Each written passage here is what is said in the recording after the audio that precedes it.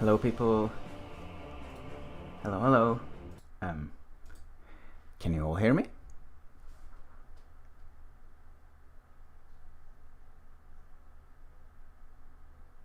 Well, looks like stream is in order.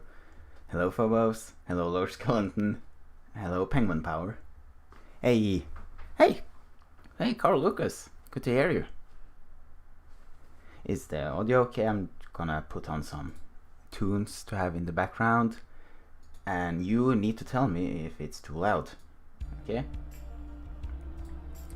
I trust you. We have to build up a trust relationship, you and me. Okay? Hope you're all doing well. I'm not going to beat around the bush anymore. Just tell me if the music is too loud and all that.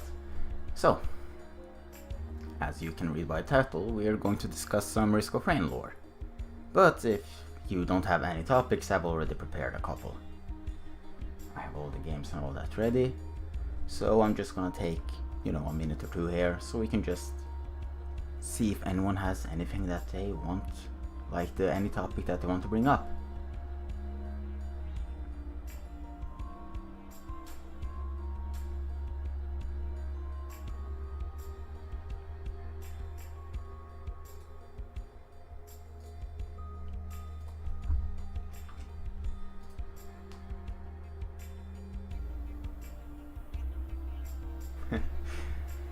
Yeah, Carl. Yeah, I know that feeling. It's like the fear of making something and then suddenly they release a new piece of lore that just contradicts everything you've made. Oh, I face that fear all the time. But yeah, I know that feeling so very well. But sometimes you just gotta throw it out, like an assumption, and just gotta make sure that you make yourself clear that you aren't trying to state a fact. Hello, Shockwave. Well, of course, new theories are what we aspire to have. We all like to see new, theories are like flowers, you plant seeds and you hope to see them blossom up into something interesting. And if the theories don't hold up, well, then they will wither and die on their own. Okay, so the first topic I would like to discuss is very simple. Who got what? And right here I have, just this little picture of all the Risk of Rain 1 drivers. Hello, Pepe the Almighty. So let's talk about a bit of who was actually the one that got off the Risk of Rain 1 planet. We don't know for sure, but let's try to theorize. That's always fun. I can't see Chef there. Hello, Mai. Transition was too loud. Oh, thanks for telling me that, Penguin Power. I'll make sure of that. The planets are actually the same, Carl. You see, the planets are basically the planets in, if you let me see, just gonna show up here in the Brittle Crown log. They constantly mention one planet as a home of sorts.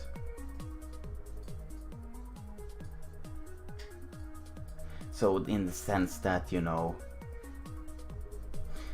this planet is their home, and it wouldn't make sense if the entity that talks in the Brittle Crown log would discuss that their home is a different planet, if you kind of get what I mean.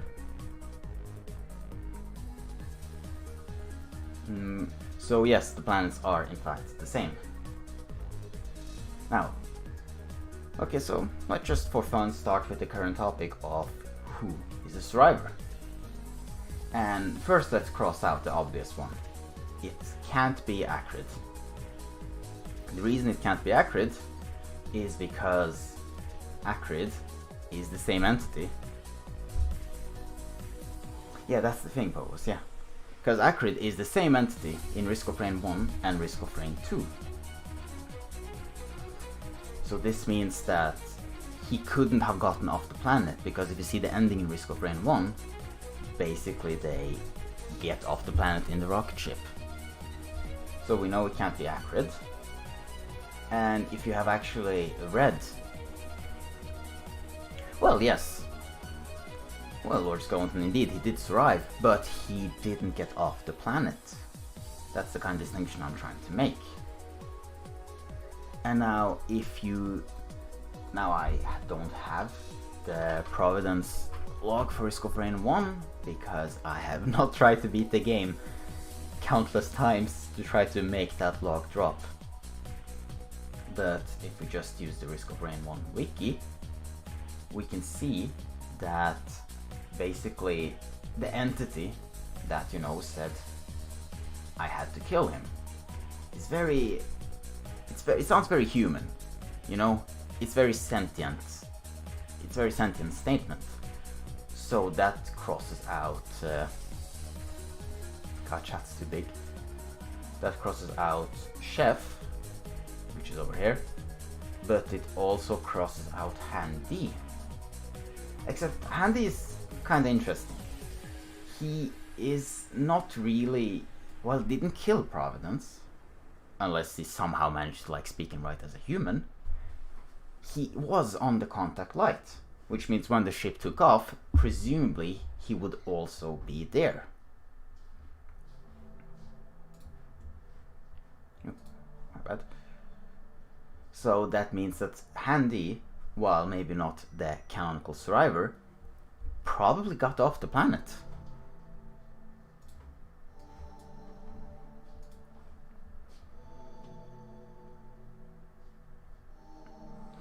Yes, Lord Skeleton, he did somehow end up in the Void Realms. No one really knows why. You know, the current theories are that a Void Reaver either ate him, he got caught in the explosion, or that he somehow went there himself. In Transcendence, it talks about playing as characters who never existed, so it brings into question how Acrid must exist. Oh yeah, that's a good point. If we bring up the log, favorite lunar item. Now this log is a whole can of worms. It's so very complicated. Like, let's think about it. In a way, you know, they're talking about exploring things again and again, kind of like a time loop. But at the same time, they're talking, you know, you find yourself taking control of your own beliefs and playing as characters that don't exist, as Phobos mentioned. But is that like a commentary on us, we the player, you know, playing the game and taking control of these fictional characters, and the time loop being every time we restart because we get killed? That's kind of like the difficult question. But if Acrid does indeed exist, I think Acrid exists. I think this is trying to more convey how do you say it? A message of that the plane of existence is kind of weird. I know that sounds kind of like aluminum tinfoil hat talk, but yeah. Handy's probably mass-produced units for every unit, and the cargo unit can be 2 different models. That is true, but that is very true. But then we have like the question of the way the units spawn. If you like look in Risk of Rain 2, then you can see that most survivors spawn in the like drop pod. But at the same time, if you play Rex, he also drops in a drop pod. Now this is weird because you find Rex in the abyssal depths. So in a way, he's kind of, you know, more... he sounds more unique. If you like take a look at his log, he sounds like a very specific model, you know, he is Rex, all these numbers. That's his thing. So he is probably the unique one. So I think the like escape pod is more that it's something for a gameplay like fact. It's kind of like how Acrid doesn't spawn a drop pod. And then you can wonder if Handy ever like spawned on the first stages, or if he's just canonically in the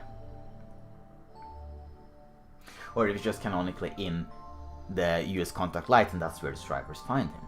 Because Handy seems like a very weird thing. He has like this giant hammer, he has a bunch of drones, and he looks really like big and expensive. And that's important to know, how the like price is very important. Risk of rain, things are made to be cheap. Fuel cells, they are made to be, it doesn't really matter how stable they are. Stability, it had to be low volume fuel sources, high energy, and stability, who cares? Like, money is very important. In the Risk of Rain 1 log for prison shackles, you can see, where's that log again? There. In this log, you can see them talk about how they won't like smelt the handcuffs because it wouldn't even worth it. So they just like give it over to Fort Mason. So Handy, being like this super like advanced robot, I feel like he couldn't be mass produced in the same sense. I'm sure there are multiple Handys, but I don't see the point of having multiple of him on the same ship. I'm neglecting chat, I'm awfully sorry about that. The time loop seems to mention in focus convergence. Well, yes, that is true. Also, focus the convergence, the word is actually like the essence of evolution, which is something to like stroke your head at.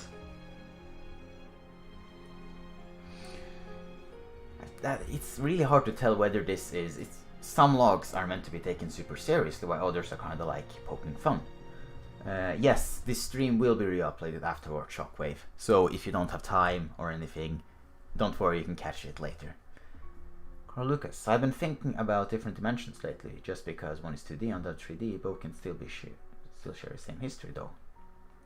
Indeed they can. They are in the same timeline. They're basically a continuous story. So that's kind of, despite the dimensions. Yeah. Zachary, hey Denise, I love your content. Keep up amazing work on the lore. Thank you very much, Zachary. That means a lot to me.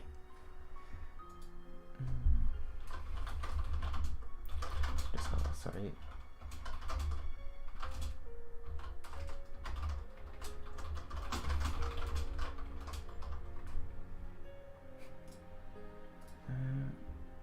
Now I'm very new to all of this stream thing, so pardon any like rough parts at it.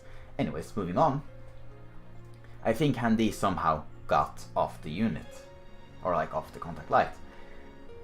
Now here's, a bit of a controversial one, I know. We have Enforcer. Now Enforcer is a role, it's not a person. If it is, then I really feel bad for the guy who got named Enforcer by his like parents. That is a big shame. So it's a role, so I know there's like multiple Enforcers and all that, but at the same time, there is mention of the Enforcer in the medkit log for Rally Point Delta. And here the strivers, it's really painted as this grim image that, they're not going to make it out. They're kind of doomed.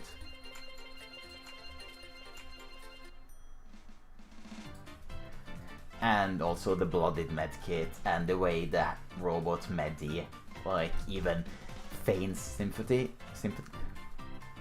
in a way. It's kind of like that they know they will die, but they have to go out and protect the people. And Medi, being a robot that wants to protect and serve the health of people, doesn't want to see them die. And while yes, it may be a random Enforcer that has died, I still think that I think it would be most emotionally impactful if like the Enforcer that died I'm sorry, if the Enforcer that died was the one that we all know and love. low. So I'm gonna put him in a slightly less red X. Okay?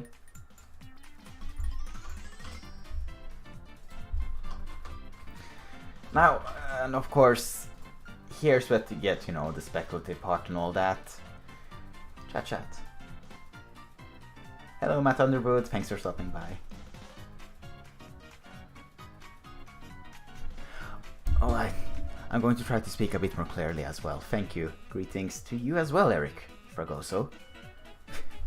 Yeah, I accidentally put that song in the playlist. I kind of forgot about it. So, no, let's just talk about survivors being doomed on a planet and perhaps killing doomed species with Coconut Mall playing. Sure.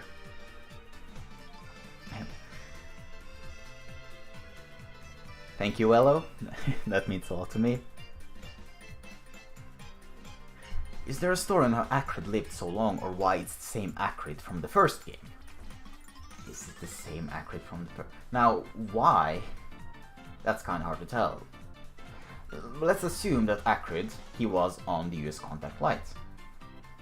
He then got, like as many others, he fell down the ship in the crash, tried his best to survive, but unlike the main survivor, he didn't get to the US contact light.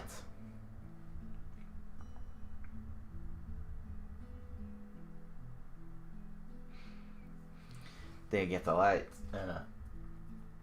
They you know, get somehow trapped in the Void Realms. And Void Realms, how we don't know how long after Risk of Rain 2 takes place, but we know that time stops in the Void Realms. Now, of course, this may just be purely a gameplay thing, as it got recently added, but for fun, let's assume that time actually stops in the Void Realms. So if he got trapped there, he shouldn't age. So, you know, then that means that he could have survived for the period between Risk of Rain 1 and 2. Oh, you're from Brazil as well, Carl Lucas. That's cool.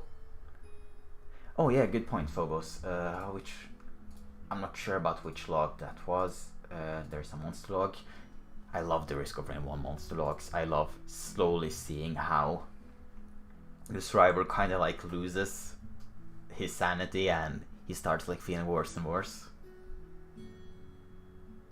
I feel some. There's also in the like Clayman log, I feel some humanity. It's definitely a human. It's not a robot. But now we just have humans. And I think I'm gonna take a bet and cross out Miner in yellow because it's speculative. Because his escape pod is found in the magma barracks. Doesn't mean he couldn't, you know, gotten out of the magma barracks and kicked Providence's ass and, you know, escaped. But it seems like he would more be trapped there. He fought, like he was trapped there by the mini-boss Dire Seeker. I'm not even sure if he survived, actually.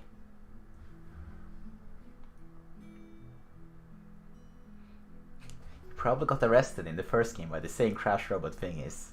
Cause him of being muted to live in pandemic. I mean, yeah, of course. It's very... Having Acrid just run around is incredibly unsanitary. We gotta contain him at some point. Are we the bad guys? Of course we are. Well, probably in the first game more likely than the second, but, you know, Acrid is just spreading sickness. Very fitting for the time we live in.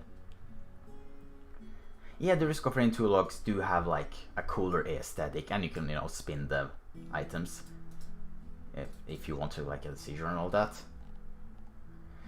Now, you know, it's now we just have, like, basically narrowed down all the possible survivors. Because it could be, like, every single one of these. There isn't really any way. Now, I'm just curious. Do any of you, who do you think, or more likely, who do you hope was the Risk of Rain 1 canonical survivor? Who was the one that you hope killed Providence, like is the main character? I want to know. Chris Worst Nightmare Sanitizer. Yeah, just makes into 0 damage. I'm thinking about the Clay guys. They maybe was one of the first pods and being infected by tar, maybe were one of the last pods. Oh, that the like... Yeah, that the Clay Templars or the Clay Men are infected survivors. That's a very popular theory, yes, because in the Abandoned Aqueduct log, it details how, you know, a survivor kind of slowly gets infected by it. Let's see. Okay, well, oh, people are engaging in stream. Oh, this warms my heart. Commando. We have a commando. We have 2 commando. Wait, no. 3 commando. We have 1 for engineer. We have 2 sniper. Okay. That's interesting. The power of friendship was the main protagonist, obviously. Yes, the real lore are the friends we made along the way. Now, all of these are kinda, you know, possible. I mean, if it wasn't Commando, it'd still be cool for story development. Yeah. Either way we win. It's like, there is no, like, bad... There's no bad, like, option. And of course, this is mostly a guessing game. But I want to take a look at the way the monster logs are written. If, like, they mention maybe any weapons. I've read them multiple times, but, like, it's nice to, like, read them again to make sure. Because if you, like, take a look at the way they're written, it's very curious. They care really, like, written from the log of a researcher. They take, like, they take notes, they take details on what the animals are. Like, their how tall they are, scaleless skin, not that they're from a lizard, bipedal aggressive, like, all of these are observations that you can kind of wonder who would make.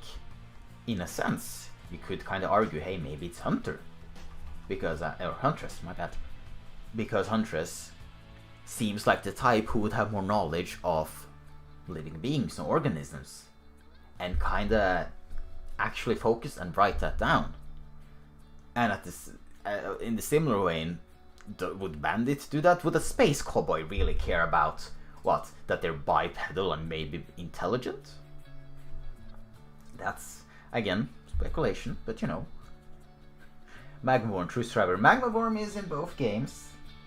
Magmaworm is indeed in both games. We have a Mercenary. Mercenary is actually very interesting. Because in both games he's unlocked by beating the game.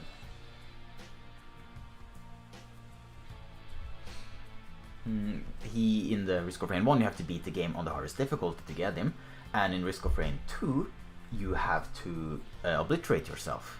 He seems to have like a level of survivability. Like that he is competent. Or again, that's just achievements, it might be nothing. But they kind of hint at it.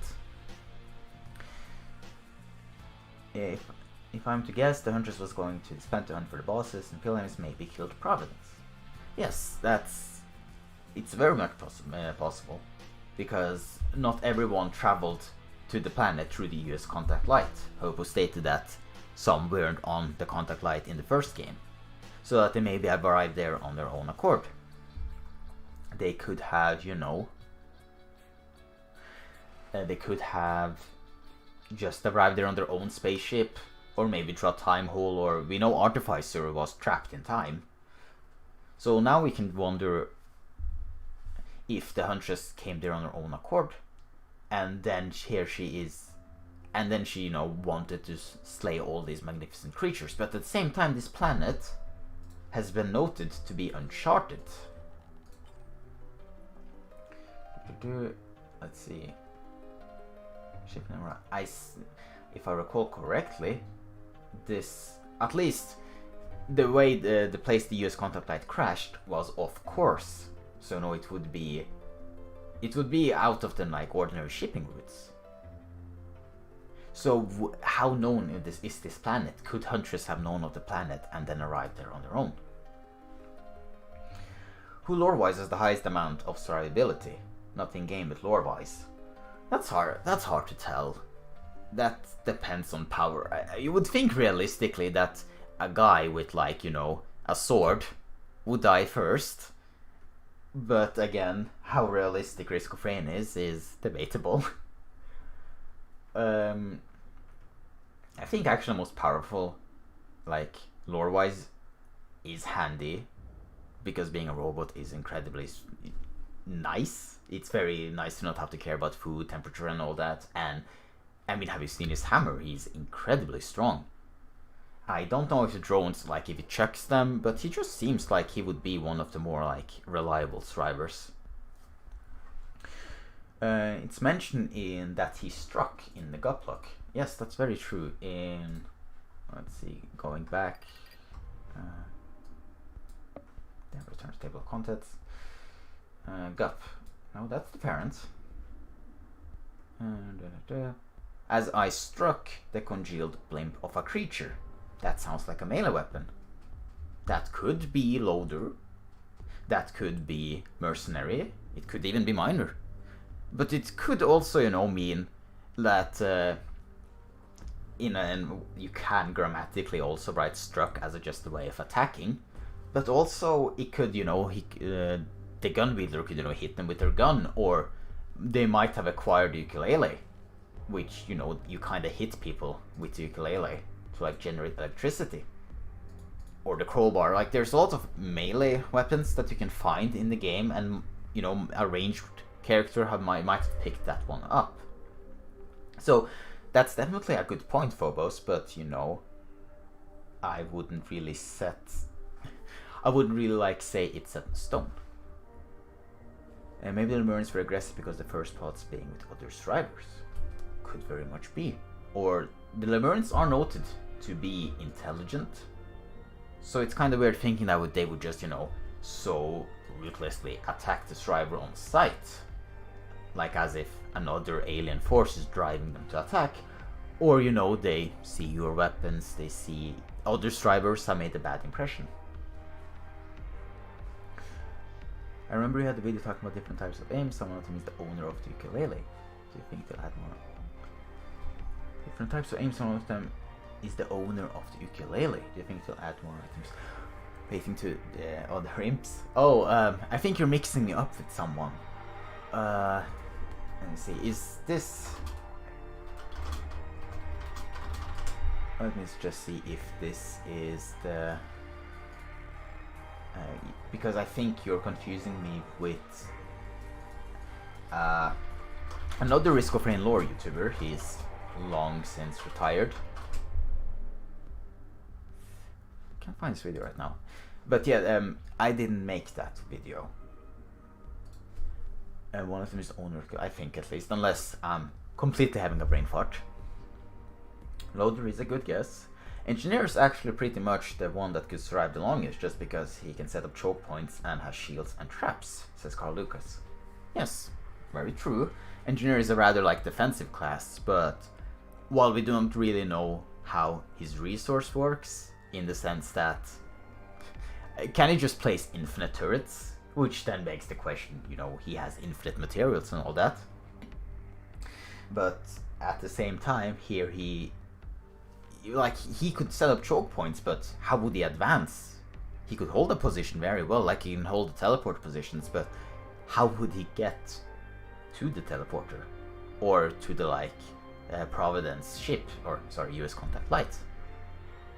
Crowbar, yes, a melee weapon. The miner looks like the one who was going to the magma core for work because of the mines, but find him there too. Yes, we also find that his drop pod is more robust, more solid. Doesn't look like as much of it doesn't look like the others. It looked like it was made to be capable of handling more heat. Lord Sconton says, I can actually imagine that Huntress' driver at least met Providence because a hunter keeps track of the prey. AKA notes how they behave when you unlock her by getting 10 monster logs.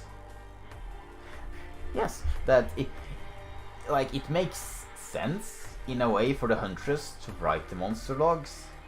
Now, of course, Commando is a very unspecified role. Same with Sniper, you know.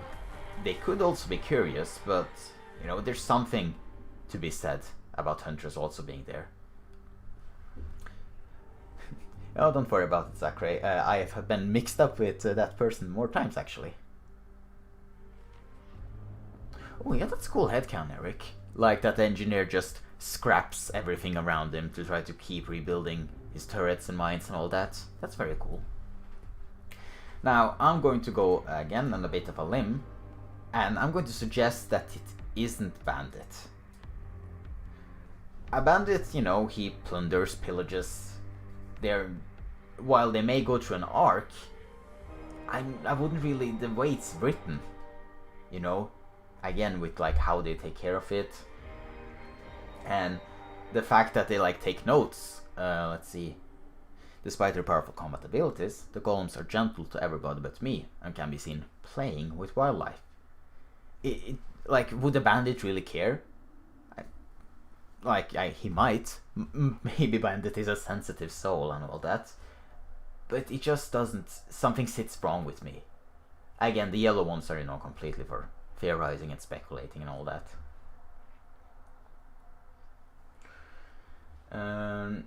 Then we have no commando, huntress, engineer, sniper, and mercenary. And to be completely honest, while it could make the argument that an engineer wouldn't care about biology, I mean, he could, but I feel like you can't really narrow it down anymore. What do you all think?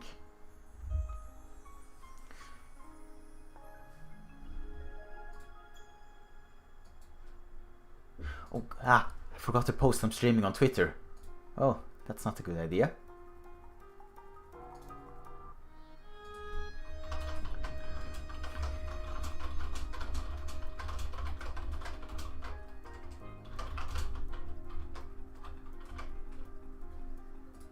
Professional streamer right here.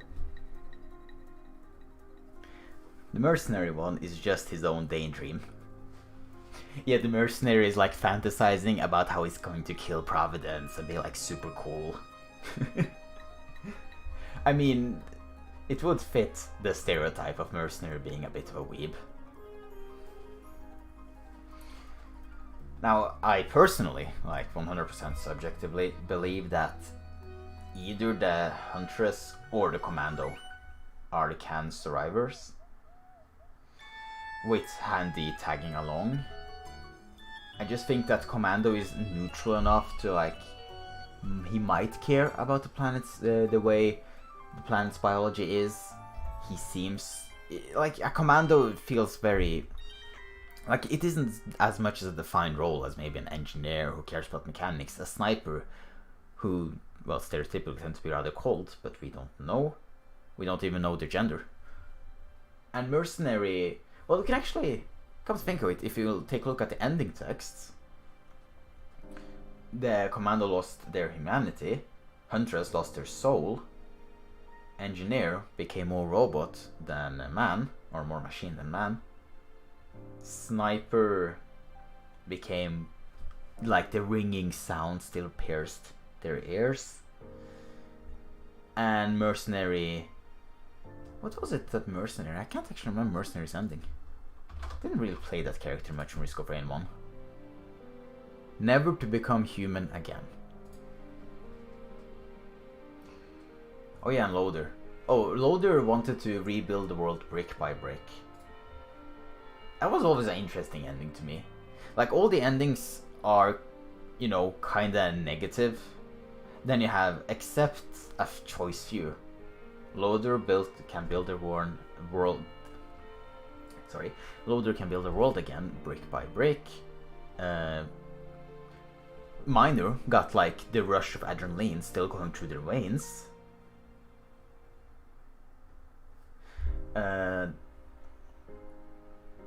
Chef found a new purpose. Handy had new power rushing through their servos. Bandit returned with his pyrrhic plunder. You know, it seems like they didn't get off as bad as some of the others. Yeah.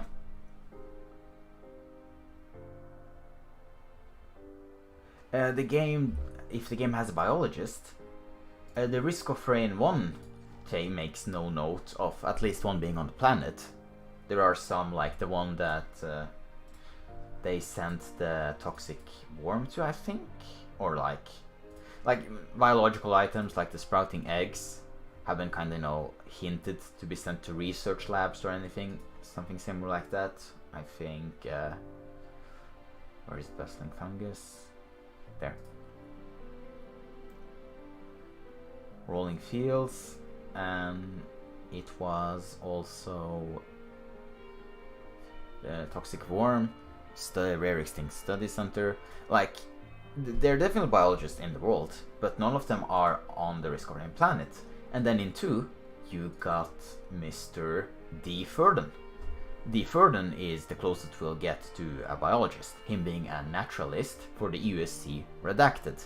The ship that we don't know too much about, but we know is the ship heading towards the Risk of Rain 2 planet because of the Tougher Times log, where they like talk about returning to the last known location of the Risk of Rain 2 planet, or Risk of Rain planet, but it's an audio transcription from the US Redacted.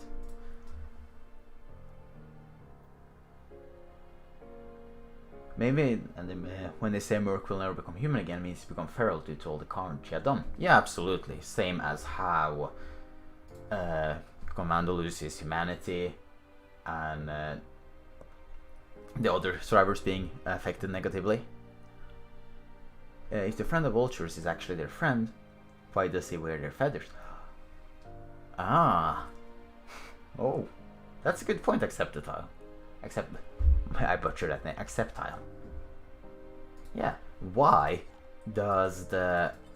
Oh, I don't have that log. Yeah. Why does the... Alloy Warship Unit, I think it's called. Why does it, like, you know, carry the feathers of its so-called friends? You know, there's definitely something to be made for that. But then again, the Avu comes to attack you if you kill the children. So I think they're, like, at least on solid terms. Pyrrhic plunder. Pyrrhic means that he suffered a great deal to obtain it, calling into question if it's actually worth the sacrifice. Okay, that makes a lot more sense then. Bandit kinda maybe regretting what he had gotten out of it. Yeah, you know what, I'm gonna... While I'm oh. You know, I'm gonna add like a green dot to it. That's not a green dot. There. I'm gonna add a green dot to him in the sense that he still suffers like the rest of them.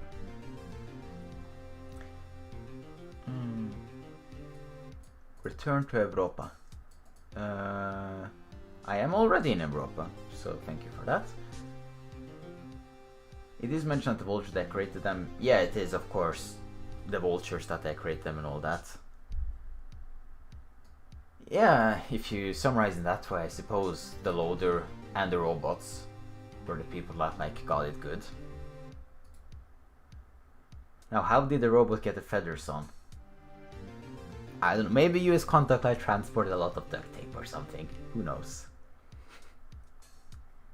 Maybe they wear the feathers of dead vultures. And wouldn't that be grim? Now, I think I have said pretty much everything I want to say about this topic, which really we have come to the staggering conclusion that we still don't know who the driver is. Okay, now let's move on to the second topic. Hope this isn't too loud.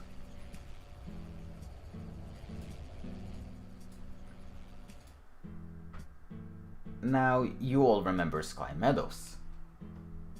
Sky Meadows, of course, the stage that, well, I can't really get into it right now without doing a like run, is a really mysterious one. Very alien plain, but the most important part is that it has tons of old decrepit chests on it. Like, you can see that whatever chests from the US Contact Light landed there, they have been there for a long time, which does make into question how long after Risk of Rain 1, Risk of Rain 2 takes place. And of course the biggest thing is, if you haven't seen it, the Artifact Teleporter. The Artifact Teleporter is a rather large teleporter that has some human technology connected to it with a laptop. It's kind of out of place just seeing a normal laptop in the game. And then we have to come to think of what happened there. And in the log, what we really only have is the dates of one survivor that managed to find a big gate. And this gate, I think, is the one that is sometimes open, sometimes closed, when you want to get to the artifact teleporter. And now if he... and then before he even got to open it with... before he even got to open it with his crowbar, you know, he heard a big noise, assumably apparent, and I think it's safe to assume he got crushed to death. I think that's how most survivors in the logs end up.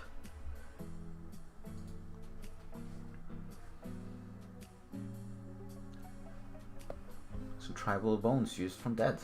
Yeah, there's definitely some essence of tribalism as well, not just with the vultures, but with the Lemurians, the way they sing and dance. The new survivor will arrive.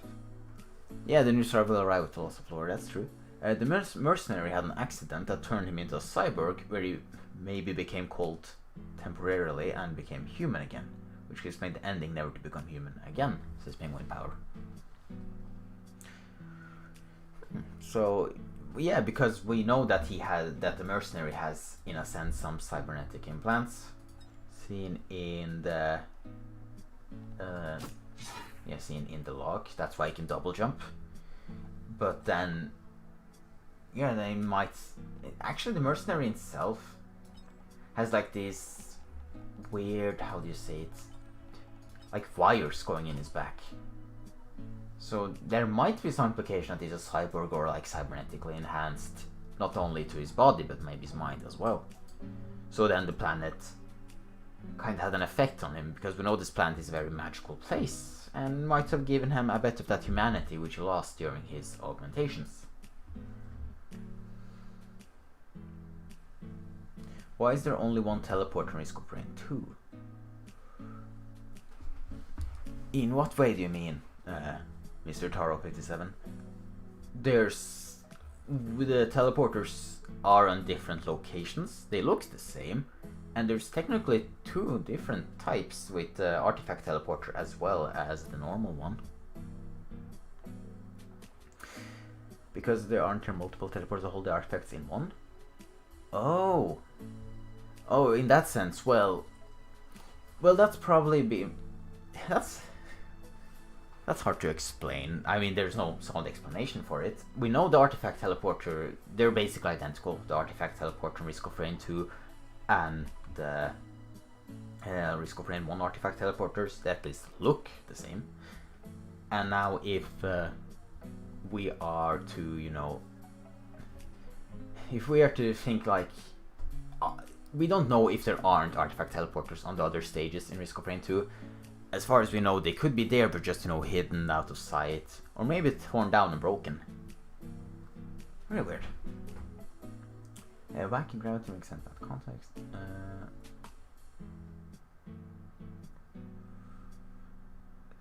Something like Iron Man with a mechanical harp, says Eric Fragoso. Mercenary being Iron Man is definitely something I didn't quite expect to realize. But, that's why I really like. I like that theory. That's cool. Zed Manuel asks, how come we missed the war of 2019? Life's busy. People are busy, and we're just so preoccupied with our lives. We didn't even manage to realize there's a civil war going out. That's the only guess I can make. I kind of find funny that they chose. Risk of Rain 1 was released in 2013, and they were like, okay, we need some distant year where there is going to be a civil war. How about 2019? That will age perfectly. Why do you think the enemy tend to be hostile to Ornlight during his fight? Usually don't seem to conflict with other enemies. Except I have actually not noticed that enemies are hostile to Ornlight. I mean, of course, unless you have the Chaos artifact, but then everyone is a free-for-all. I've not noticed that, but on the topic of conflict with other enemies, the only thing we really have to note that is, are the Imps. Who, unlike the other fauna on this planet, this black imp is aggressive to all other species. Is the imp also stranded here? A question, but you see, it's very much implied that there is some aggression there. or Skeleton says, probably only a select few stages had the artifact teleporter, or most of them got destroyed when people tried to research them. But then there's the question, who researched them? Well, the logical answer would of course be the contact light like survivors, that they somehow managed to grab some piece of tech and gear, because they didn't like strive on like barely anything. If you read Titanic Plains log, you will note that they were trying to set up a comm center, so they had a sense of like resources there. They weren't just all on their own hands and what they could find. So, you know, it might make sense that survivors of the contact light somehow had technology or other forms of research that they could hook up to the artifact teleporter. Or for all we know, they could have, well, they could, the other people who could have researched this is Providence and their species. Now, it seems weird that they use that sort of tech, but it's kind of weird how going through the artifact teleporter leads you to Bulwark's Ambry. And if you remember, Bulwark of the Week, that's Providence. This is his Ambry. His, well, closet, you can say.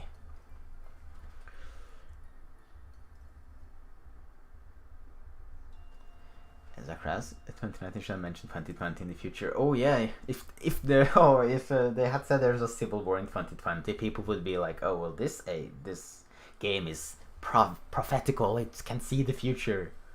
It would be a bit of a shame. And yes, in Risk of Rain isn't BC and AD, it's BM and AM. Yeah, well, I'm not sure if even is that. I genuinely do not even know what kind of time zone they use. It does make the question of if Jesus existed in Risk of Rain lore, but I think that's something we're not ready to discuss. What if Sky Meadows is a type of heaven and the portal is an attempt to go back to Earth or something? Asks Stor Arvid. Not sure how to pronounce it. Of course, it doesn't. It might be an attempt. That is actually an interesting proposition, that the survivors try to hook up the Sky Meadows teleporter to get back to Earth or whatever planet they came from, but it backfired, and they got to Bulwark's Ambry, and they probably didn't survive that encounter.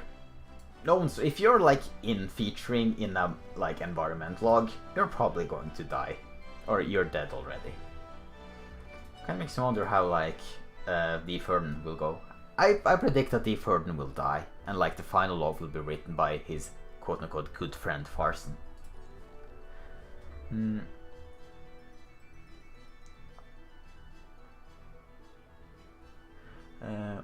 Oh, you're also active. Oh, I love this. What if Aurora University use different systems to count years? What if 2019 is equivalent to 3019 or whatever? Well, that's very much true. There's no reason to assume that this is our time and it follows our time now, our events. And I think it's supposed to be an alternative reality, because 2019 was kind of in the past, and here we are in 2056, and we have faster than light travel. I wish this was real. Or maybe I don't. I really don't need to meet lesser wisps in real life. Or Teller, Original de la Resistance says, or alternatively, technology moved at a different pace, and that's how we got to space in earlier years. I have to catch up on chat, please bear with me. Yes, technology has definitely moved at a different pace. Absolutely. And while there might be a breakthrough of some sort, or something along those lines, there might be... There's so little information on the timeline. We have all these dates and all that, but we don't really have any concrete evidence. We know this is happening in 2056, we know 2019 was Civil War, and some few minor dates. Well, we do know that, actually, to support that claim, we have the mortar cannon, which was, it's an old weapon, very like old-fashioned. You stick explosives down the end, then you fire the explosive with more explosives. You know, it's primitive. It's kind of, you know, akin to what we use now or in the World Wars. So the fact that they moved from that to what in 1946 and like slowly moved forwards to fast and light travel, technology definitely had a breakthrough of some sort. Yes, in Risk of Rain isn't BC and AD, it's BM and AD because that stands for before minor and after minor. Yes, minor is the equivalent of Jesus. Was there a rescue team before our character in War 2 landed?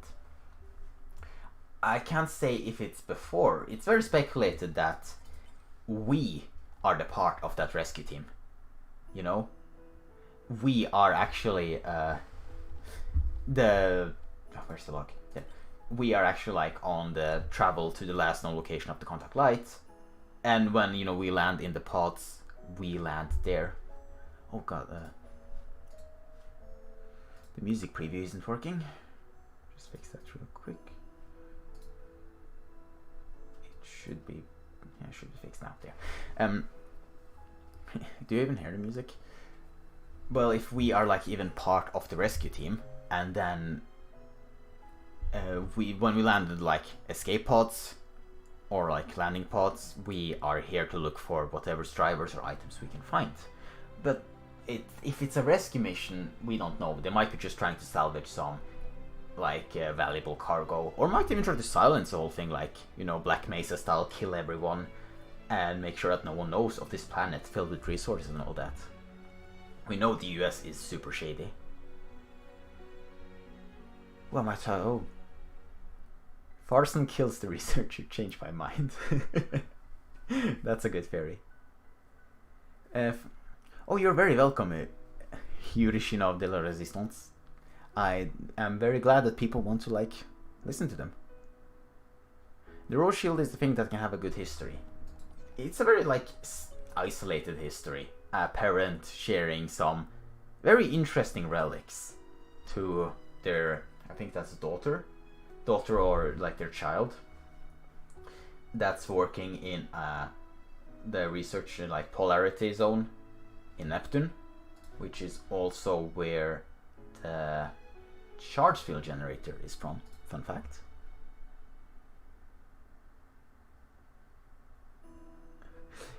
Lord Skeleton, yes, indeed, you can hate me for having the irresident pearl note.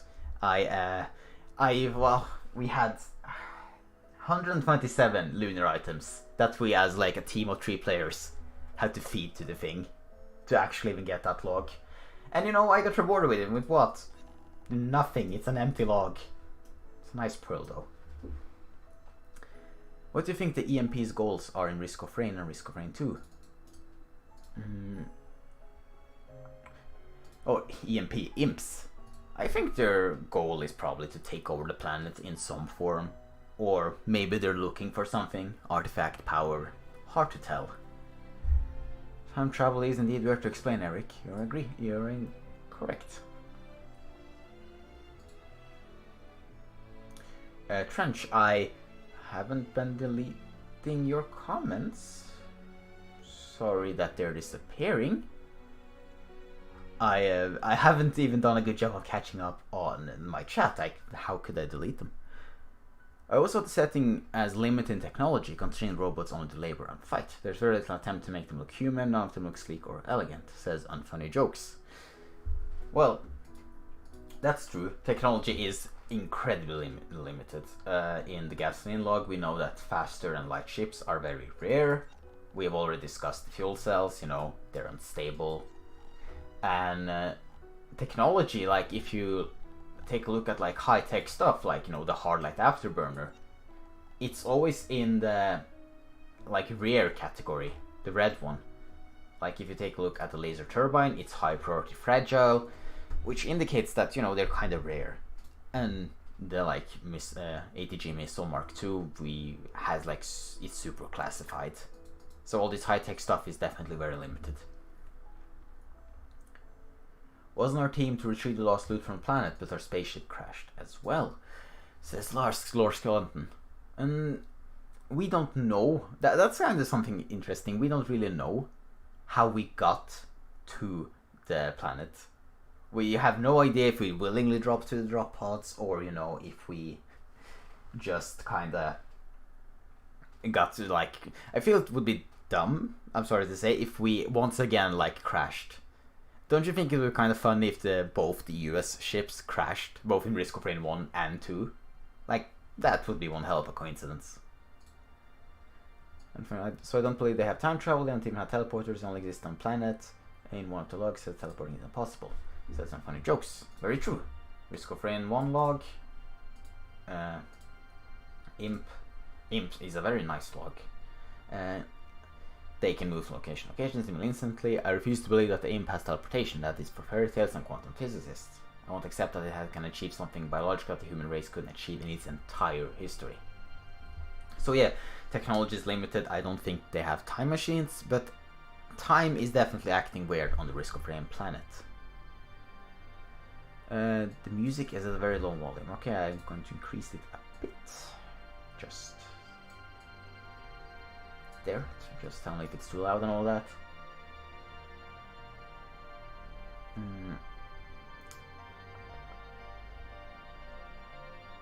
Okay, who is the heretic? Who is the heretic? Who is the heretic? We actually know very little about her. We know the two things that they got there. I think those are supposed to be legs, like talons. I thought they were arms, like first time I saw them. Got shattered apart, and it says her legs. We know it's a girl, or a female.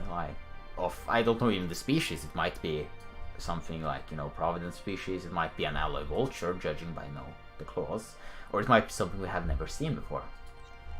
We know they pissed someone off because they got torn to pieces because of their betrayal, lies, and scheming ways. Forced to gaze upon her failure. Yeah, apparently it's something that a powerful entity really didn't like, and they got one hell of a punishment. Where do the imps come from? I believe they come from the Red Plain, because the Imp Overlord text says Lords of the Red Plain. But apart from that, we really don't know. Commando is Sans, I'm calling it. We don't know who's on the red helmet. There's a ship graveyard. Yes, the Siren's Call, correct. Thank you, Lucas Sennhauser. Really nice to hear people sharing their appreciation. Oh yeah, like the Risk of Rain planet being like a Bermuda Triangle and just like ships disappearing in a mysterious way. Are the imps connected to the teleporters? The teleporters seem to be more native to the planet, and it's kind of hinted that the imps are not, that they're kind of invaders. So if we can say that, I mean, they both teleport. Yes, they both teleport, but the Black Imps more blink, and the Imp Overlords teleport. At least, in the second game more. Okay, here's a joke. Engineer's primary. I like that primary. Shit. I like that, okay? It's satisfying. It's a good volume. Great. Funny. Did laugh. I feel like they're missing two parts. There are. Son, are you using heresy items? Loads shotgun. Could you take a look at the shaped class log? Of course. Just ask.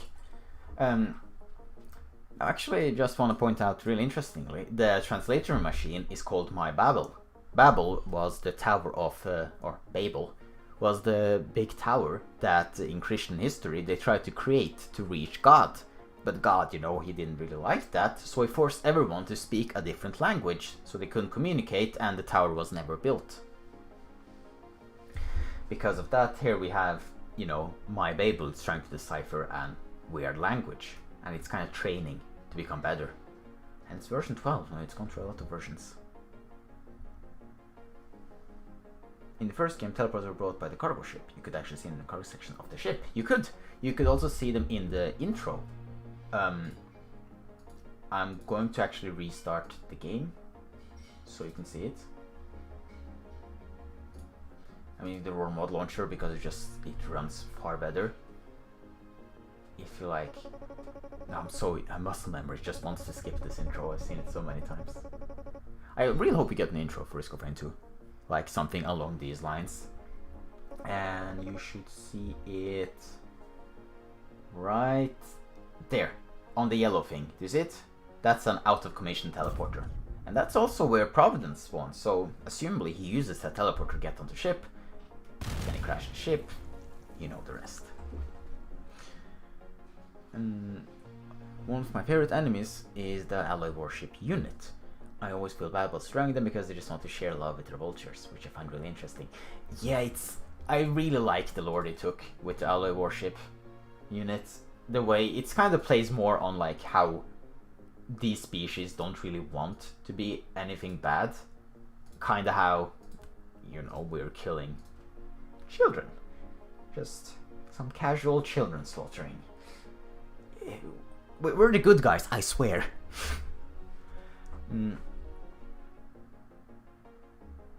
Who's Nakayama?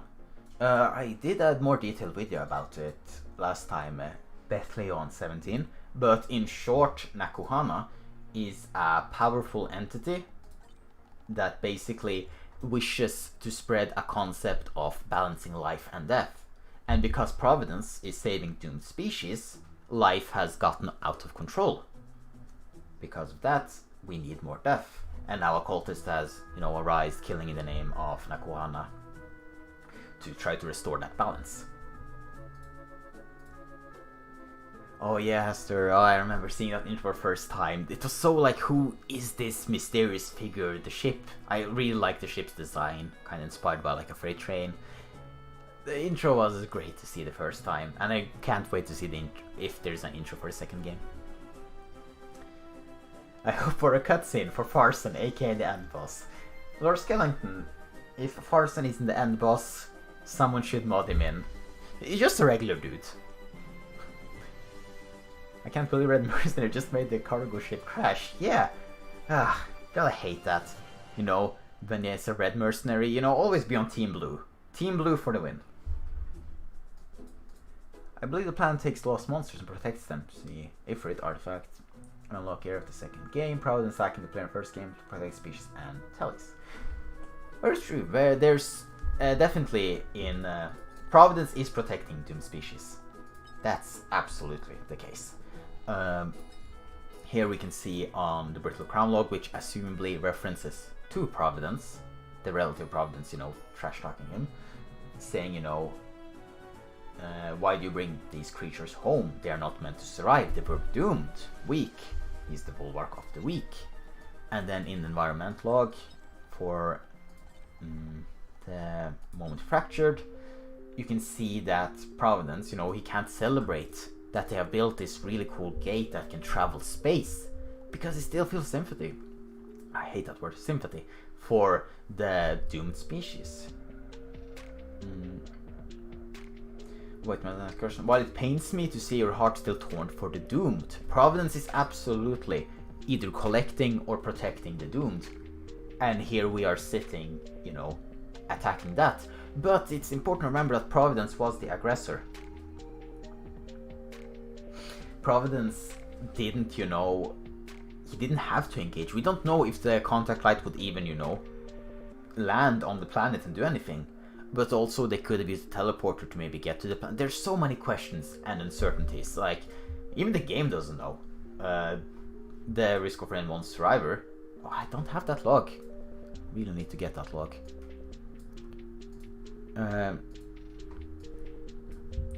Like, even the Risk of Rain Survivor doesn't know why we have a teleporter from this planet in our cargo hold. And we know it's from this planet.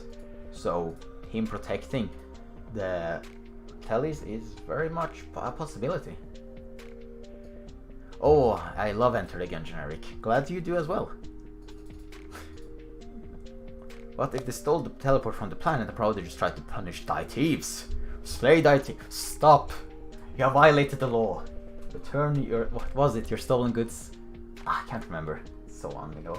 I actually want to show you something, Zedmanu. There's a cut ending. There's a cut ending in Risk of Rain. 1, not 2. 2 still isn't out. Where you can see Providence. Let's see if does this show up. Just gotta make sure. Yes, where Providence asks, "Why have you come? Your kind has stolen so much from us, and now we finally have it back, the missing teleporter. And yet he tries to plunder us again. Die in your gilded casket." You know why? This ending isn't canon. According to, it's been confirmed by Hope that Providence says here is no longer canon. I don't know. I don't know where. I couldn't find any sources, but I don't think it's canon. It would be kind of dumb if an unused ending is canon and there's all the answers. But there was definitely considered that we humans are pillagers and where like Providence bring us to justice.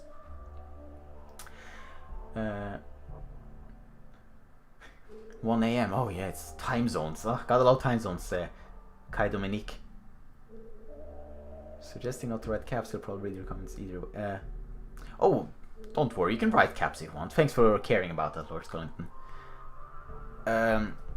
Well, 1 hour already, time flies. Phobos said, Nakuana seems to have an influence on the planet, with the whole Nakuana retort aspect. Maybe the sacrifice in the wetland aspect caused some monsters to be consumed by her corruption.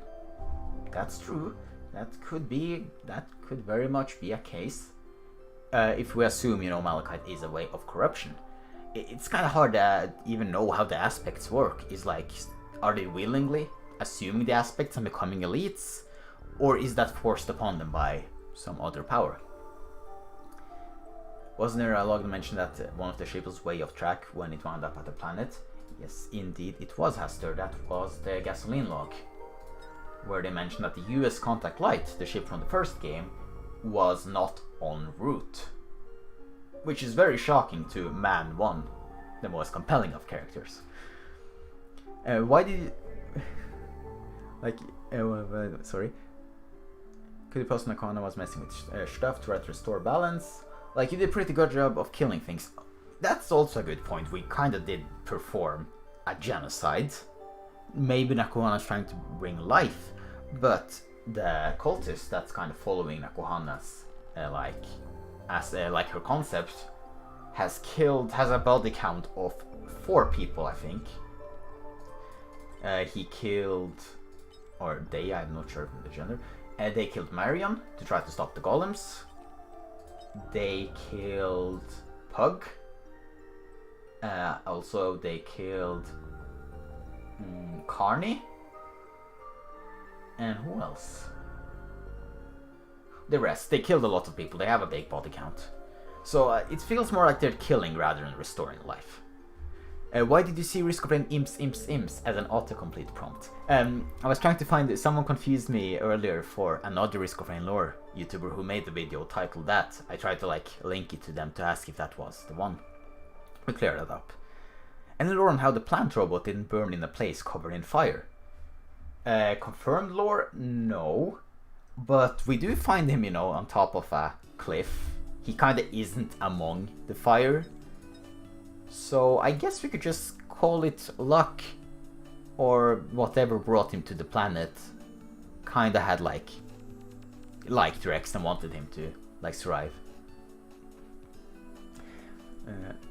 How was the battleships from Roar? We don't know too much about combat ships. We don't really know anything about space combat. We know a lot about ground combat. God, we know a lot. People like to sell weapons, and we have weaponized goddamn barbed wire. I mean, I know barbed wire is offensive, but we have turned this into a weapon of mass destruction. And squids. We have weaponized squids. Ground combat must be terrifying.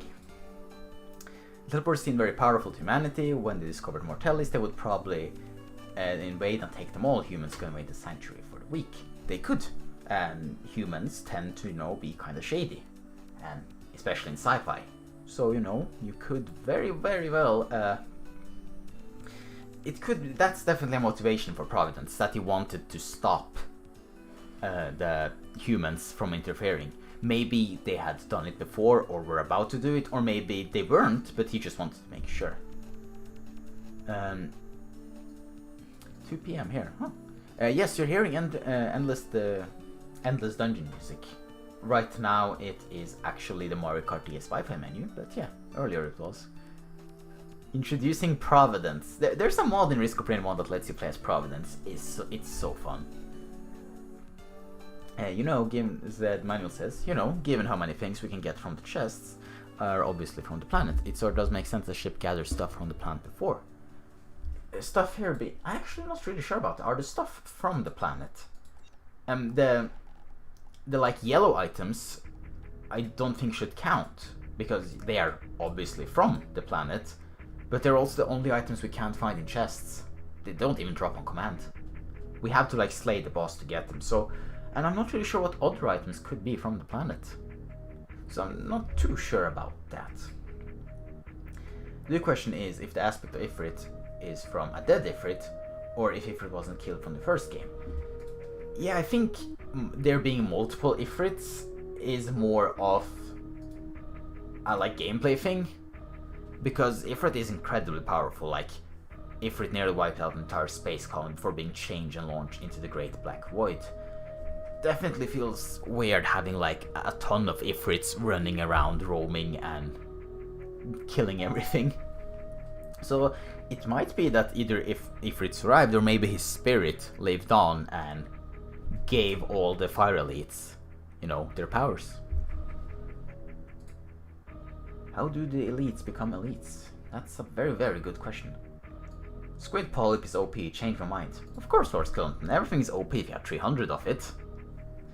OP or not, it's a very fun item. When having a fire elite being born coming out of you would literally burn your insides. Well, yeah, realistically, but Risk of Rain is a place of magic and wonders.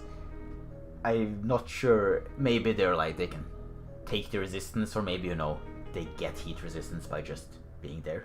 Though, actually, fire elites can still burn from gasoline, right? Probably just a gameplay thing. Maybe the humans didn't know they had a teleporter, since they clearly still using ships to transport cargo and using teleporter. And I think the teleporter is rather rare, and they didn't know, either they didn't know this was a teleporter, or they didn't even, they maybe haven't like gotten it to work yet, so they stuck with ships. Teleporters definitely seem like a very recent thing. Predator Instinct might be from the planet. Yeah, Predator Instinct is weird, because the lore is definitely, detailing event that happened. It's basically just detailing Risk of Rain 1. But what creature this is, I can't tell for sure. Like, it looks like something from real life, but it's weird. I don't think it resembles anything on the planet.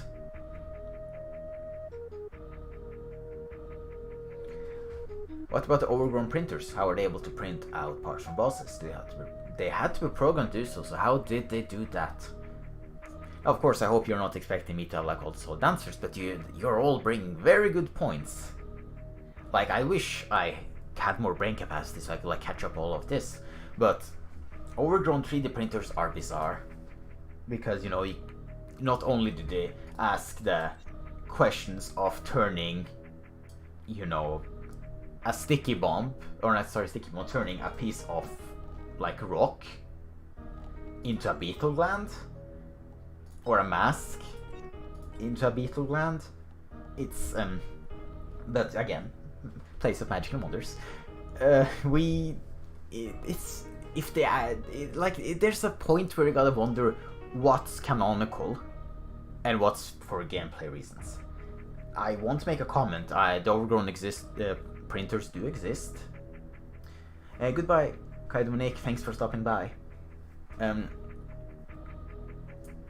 like, it's kind of weird. They might be, because they're overgrown, that would imply they've been there for a long time.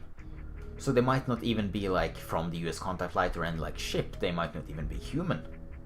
These might be of the natives, or someone who has been designing similar technology. Hard to say, very hard to say. Gotta think more about that, that's a good point.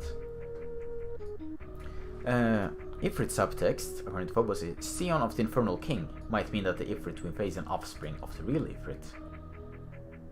Yes, yeah. Ifrit might be a race, or Ifrit might be a nickname for a race. Very true. It's okay if I just call it Ushinov? Ushinov. Please let me know if I'm pronouncing that wrong.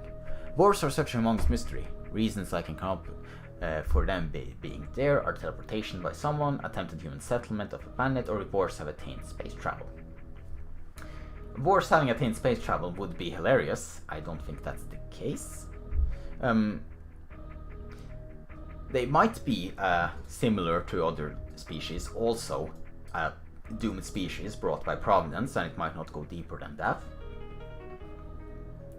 But they could also, they're boars. They are also, that's here, and I'll bring another point. Boars, well, they're called, this is called toxic beast, but they like look like boars. If they actually, it's mentioned that they are boars, but like if they are really like boars, that word sounds stupid the more I say it, from this planet, or from a planet we know, or if they're just similar to boars, so our striver just gave them the like nickname. Because we don't know if these spirits are called parents. We know like this is a name that has been given in the Risk of Rain 2 that's directly confirmed with with the parent log, where this D. Ferdinand has described that he actually just gave them the name parent. I will describe the proper below. I have signed their common name as parent. So if they're actually boars or just like sound like it, it's hard to tell. Also, I just realized they're little spirit children, like hugging the parent and climbing on him. Oh my heart! I never noticed that before. That's so adorable. Oh. Sorry. Ifrit versus Arenolite, who would win? Arenolite, because Ifrit can't carry money and couldn't buy the beacons. I wonder why Acrid wakes up and the planet decides to go on a murder spree. Maybe they're just hungry. Acrid is hungry, and we know Acrid probably isn't a vegetarian. That would be a fun twist. The Orgon printers might have adapted technology like the Ally Worship Unit to do things differently from their original programming. That's a very good point, Patrick. That's a good point. That they're like overgrown and mutated by the planet themselves to gain capabilities they weren't supposed to. Yeah, that's a good theory. I think that would make a lot of sense. The Predator Instinct mask is managed to be carved from a giant wolf in Risk of Rain 1. Yeah, but I'm not even sure if that's like the same like Predator Instincts. The colors and all that are different, and this the one in 2 has a more, how do you say, it feels almost more like a tribal or like a porcupine. Hard to say. I don't think they're the same though. Same item but different. Same name, different item. Items that could be from planet, Squid Polyps, Salmon Catalyst, Predator Instinct, and the yellow item printer, since they're programmed to make planet exclusive items. That's, yeah, just talked a bit about that. Squid Polyps, Salmon Catalyst, Predator Instinct. Predator Instinct could be carved from a planet creature that we haven't seen. True, I will admit. Soulbound Catalyst, things are up in the air for that. We have no clue on this thing. And Squid Polyps, hard to say really. They might be from the planet. They also might be things carrying, like being carried in the ships or from the US contact light, but it's hard to say either way. They're weird. Like, is anyone else weirded out with the Squid Polyps? The Cycler seems to work just like a random 3D printer. Yeah, almost like a micro version of it. But at the same time, it's kind of more random. It's weird. The Recycler is a thing that will be hard to explain in lore. Yeah, I mean, it's definitely very... it's like matter seems to be like being able to be shaped into such different ways. It's really weird. Yeah, I'm not sure how Uchinao is pronounced. The word was invented by a unit from Supreme Commander 2, a giant snail type artillery and banders, and it's been years since I played. I'll call you Uchinao. Thank you for informing me.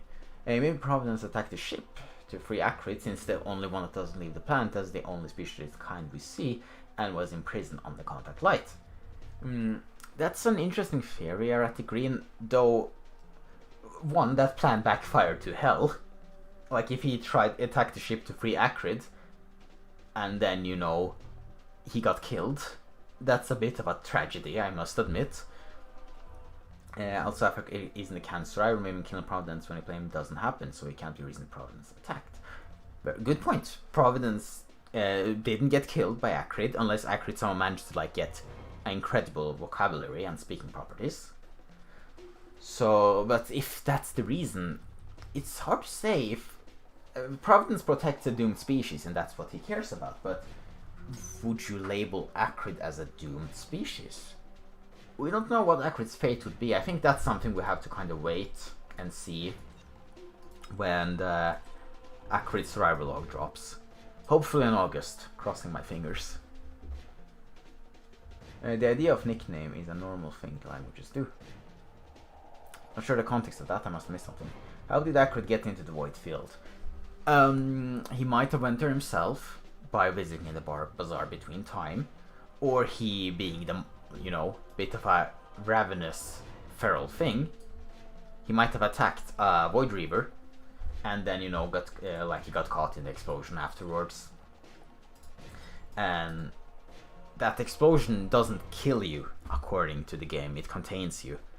And the only kind of thing of similar, like, aesthetics is the Void Realm, so it, and also you can see Void Reaver corpses around the Void Portal and in the Void Realms, so it makes sense. And, you know, they're called Void Reavers.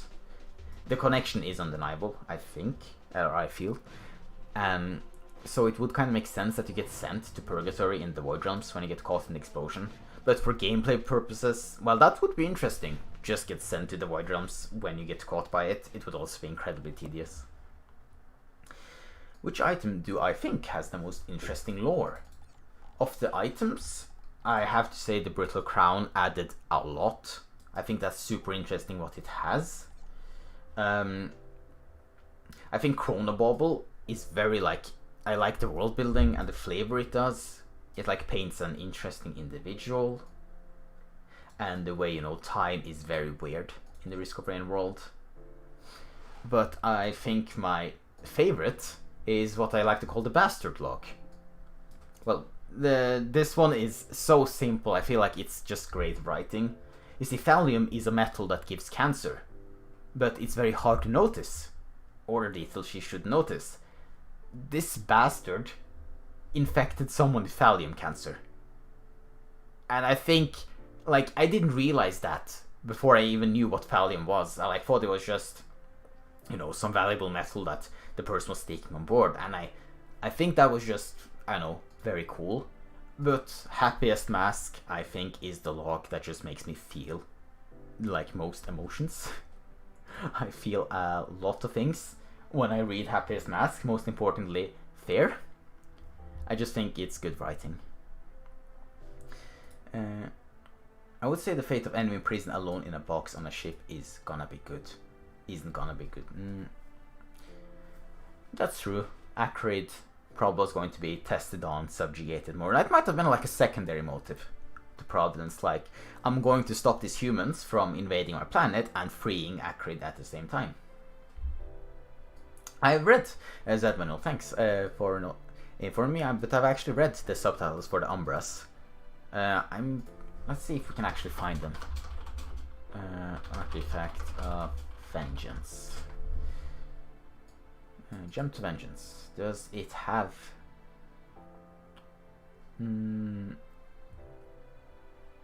No, it doesn't.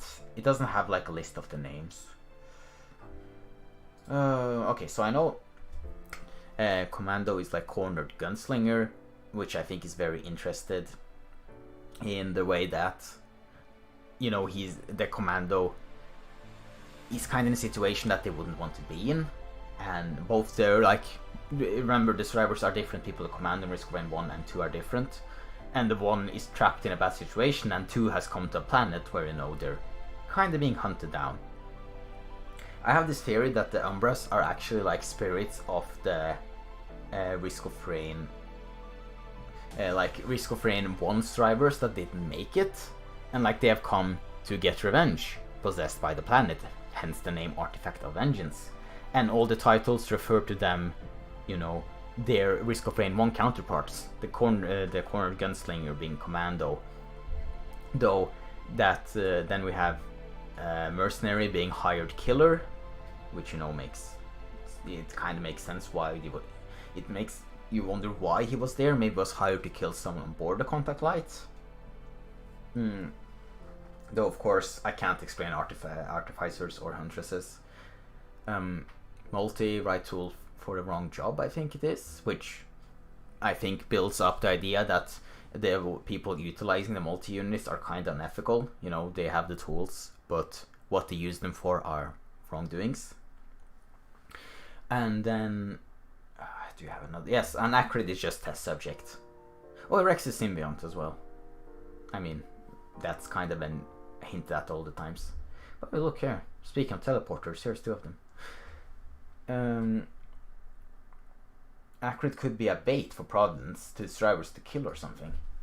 That would imply that the people would, like, at least someone on the Contact Light would know of Providence and this whole thing, which definitely would be an interesting plot for a twist, but it's just it's kind of hard to say, but I think it makes more sense if this kind of is how do you say it, an ambush. You know, they didn't expect this. I know certainly, you know, the like Roar 1 Striver didn't really expect all of this. You know, they didn't go like, oh, the plan of baiting the god has gone wrong or something. They just like, well, I'm stuck here now, and now I gotta kill children and golems who are like caring to wildlife.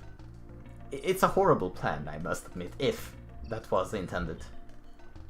Huntress is the judge, the jury, the executioner. Also, the first game there was a thing named Umbra of Providence. That's true, Zed.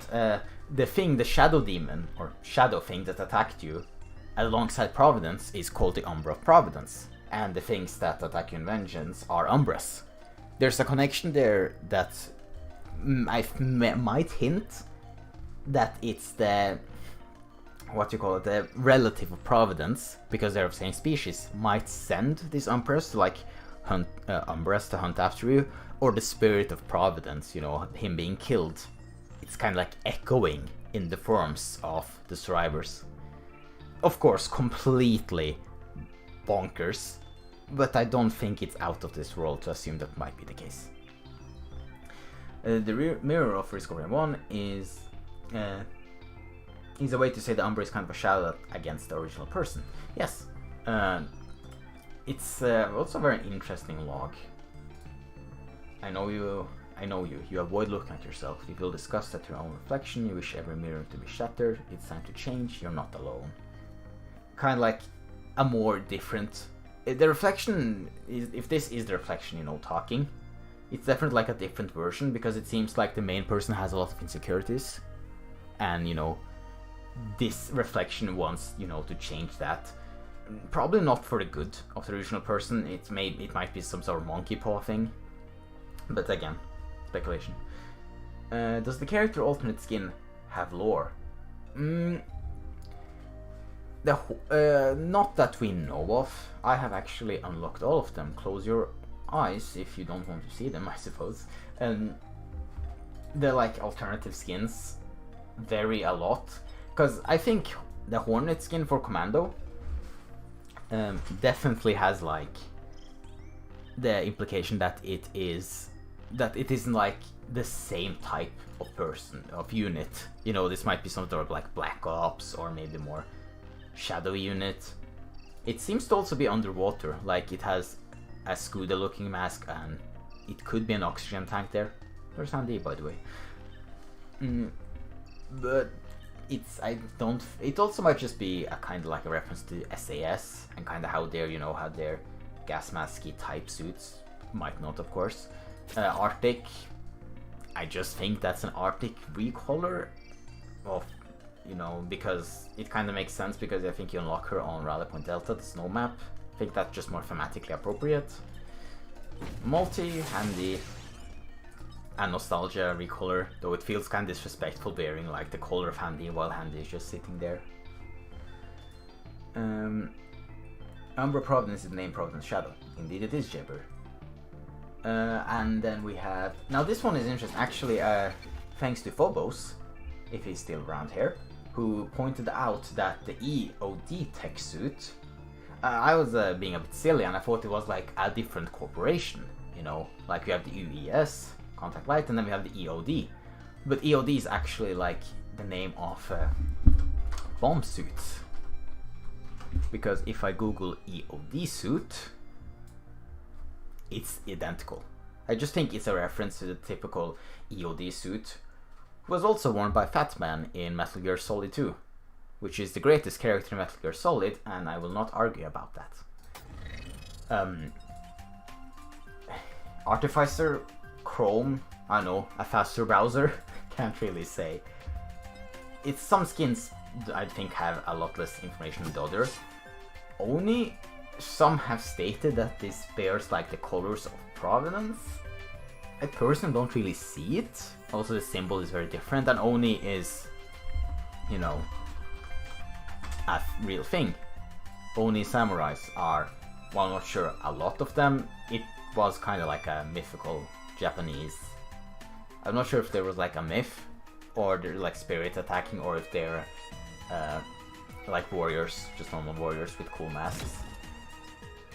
I don't think Smoothie has the lore. I'm sorry. I think Smoothie, if Smoothie turns out to be like the key to unlocking the Risk of Rain 2 lore, I will have a big laugh about it.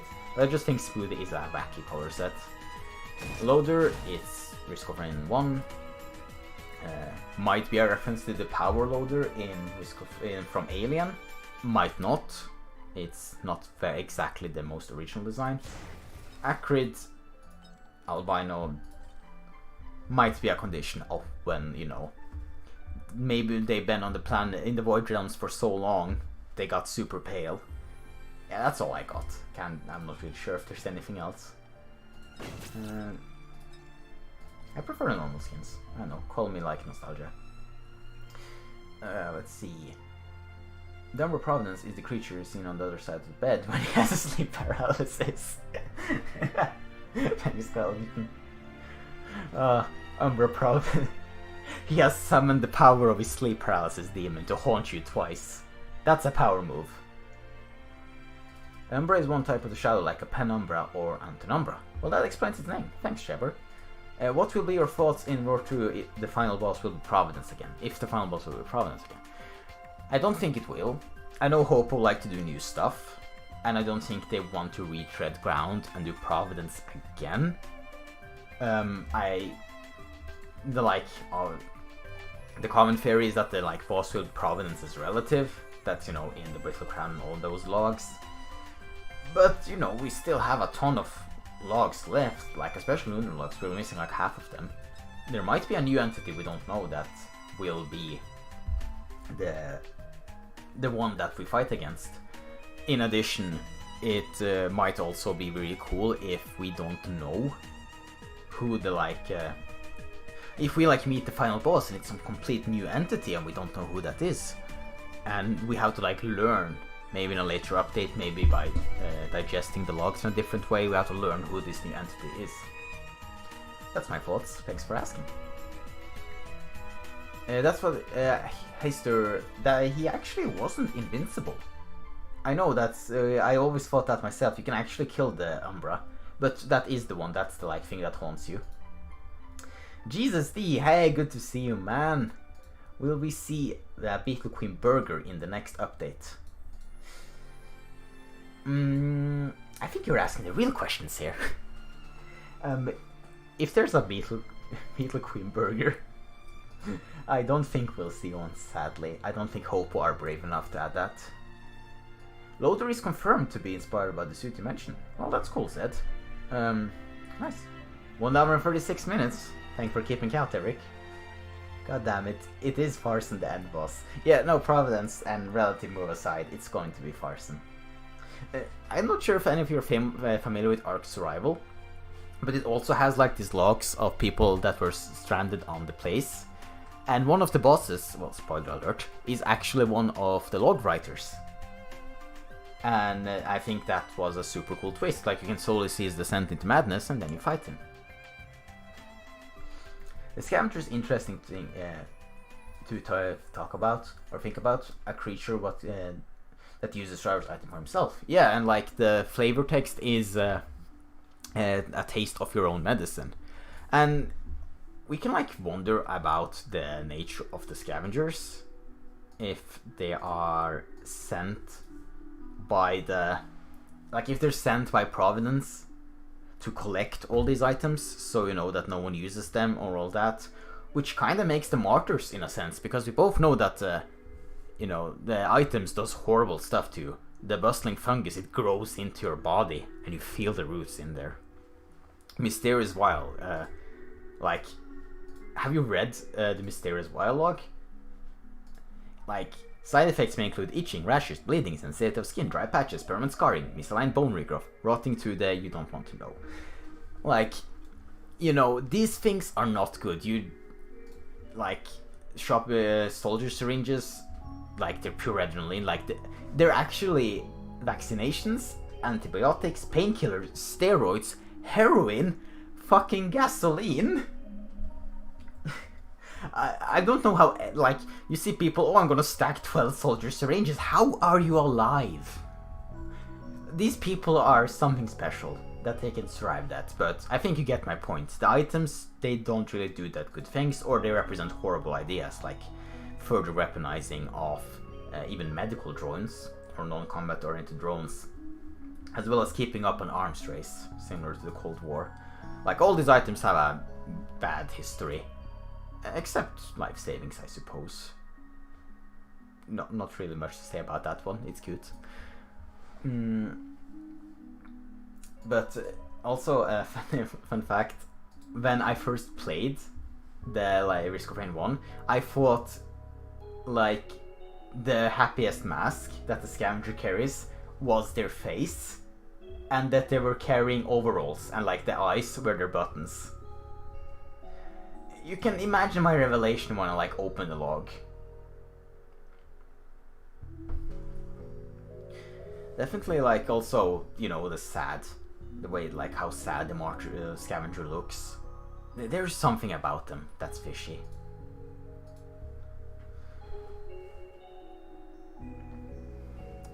Thank you for stopping by, Zen Manuel. I'm glad you enjoyed it. Twisted Scavengers got me really confused. Now, me too, Patrick.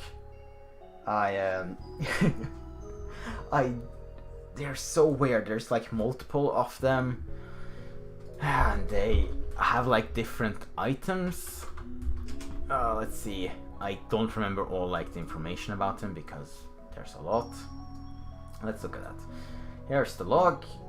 So we have like Kip the Gentle, Whip the Wild, Twip the Devotee, and Gura the Lucky. I think I fought him. I've actually just been to it a couple of times. I think I fought him every time. And the important thing to note is that they all carry some sort of like lunar item. You know, this one has Vision of Heresy, this one has Transcendence, and Glowing Meteorite, which really messed me. Yeah, I met Twip. He messed me up. Wait, Whip has Shaped Glass, because, you know, he follows the meta, he's boring. And Kip has Corpse Bloom and Rejuvenation Rack, and Monster Tooth. I guess if he kills a drone, or, you know, a fellow player, he's going to get that health back. And medkits, yeah. It doesn't seem fun to fight, jeez. But they're weird. Like, they're Scavengers that, for one, have been imprinted with like what do you call it, like the artifact tablet, like actually just ingrained into them. How they ended up in a moment fracture is weird. Did they also have like the what they're called again? The beads, the beads of fealty.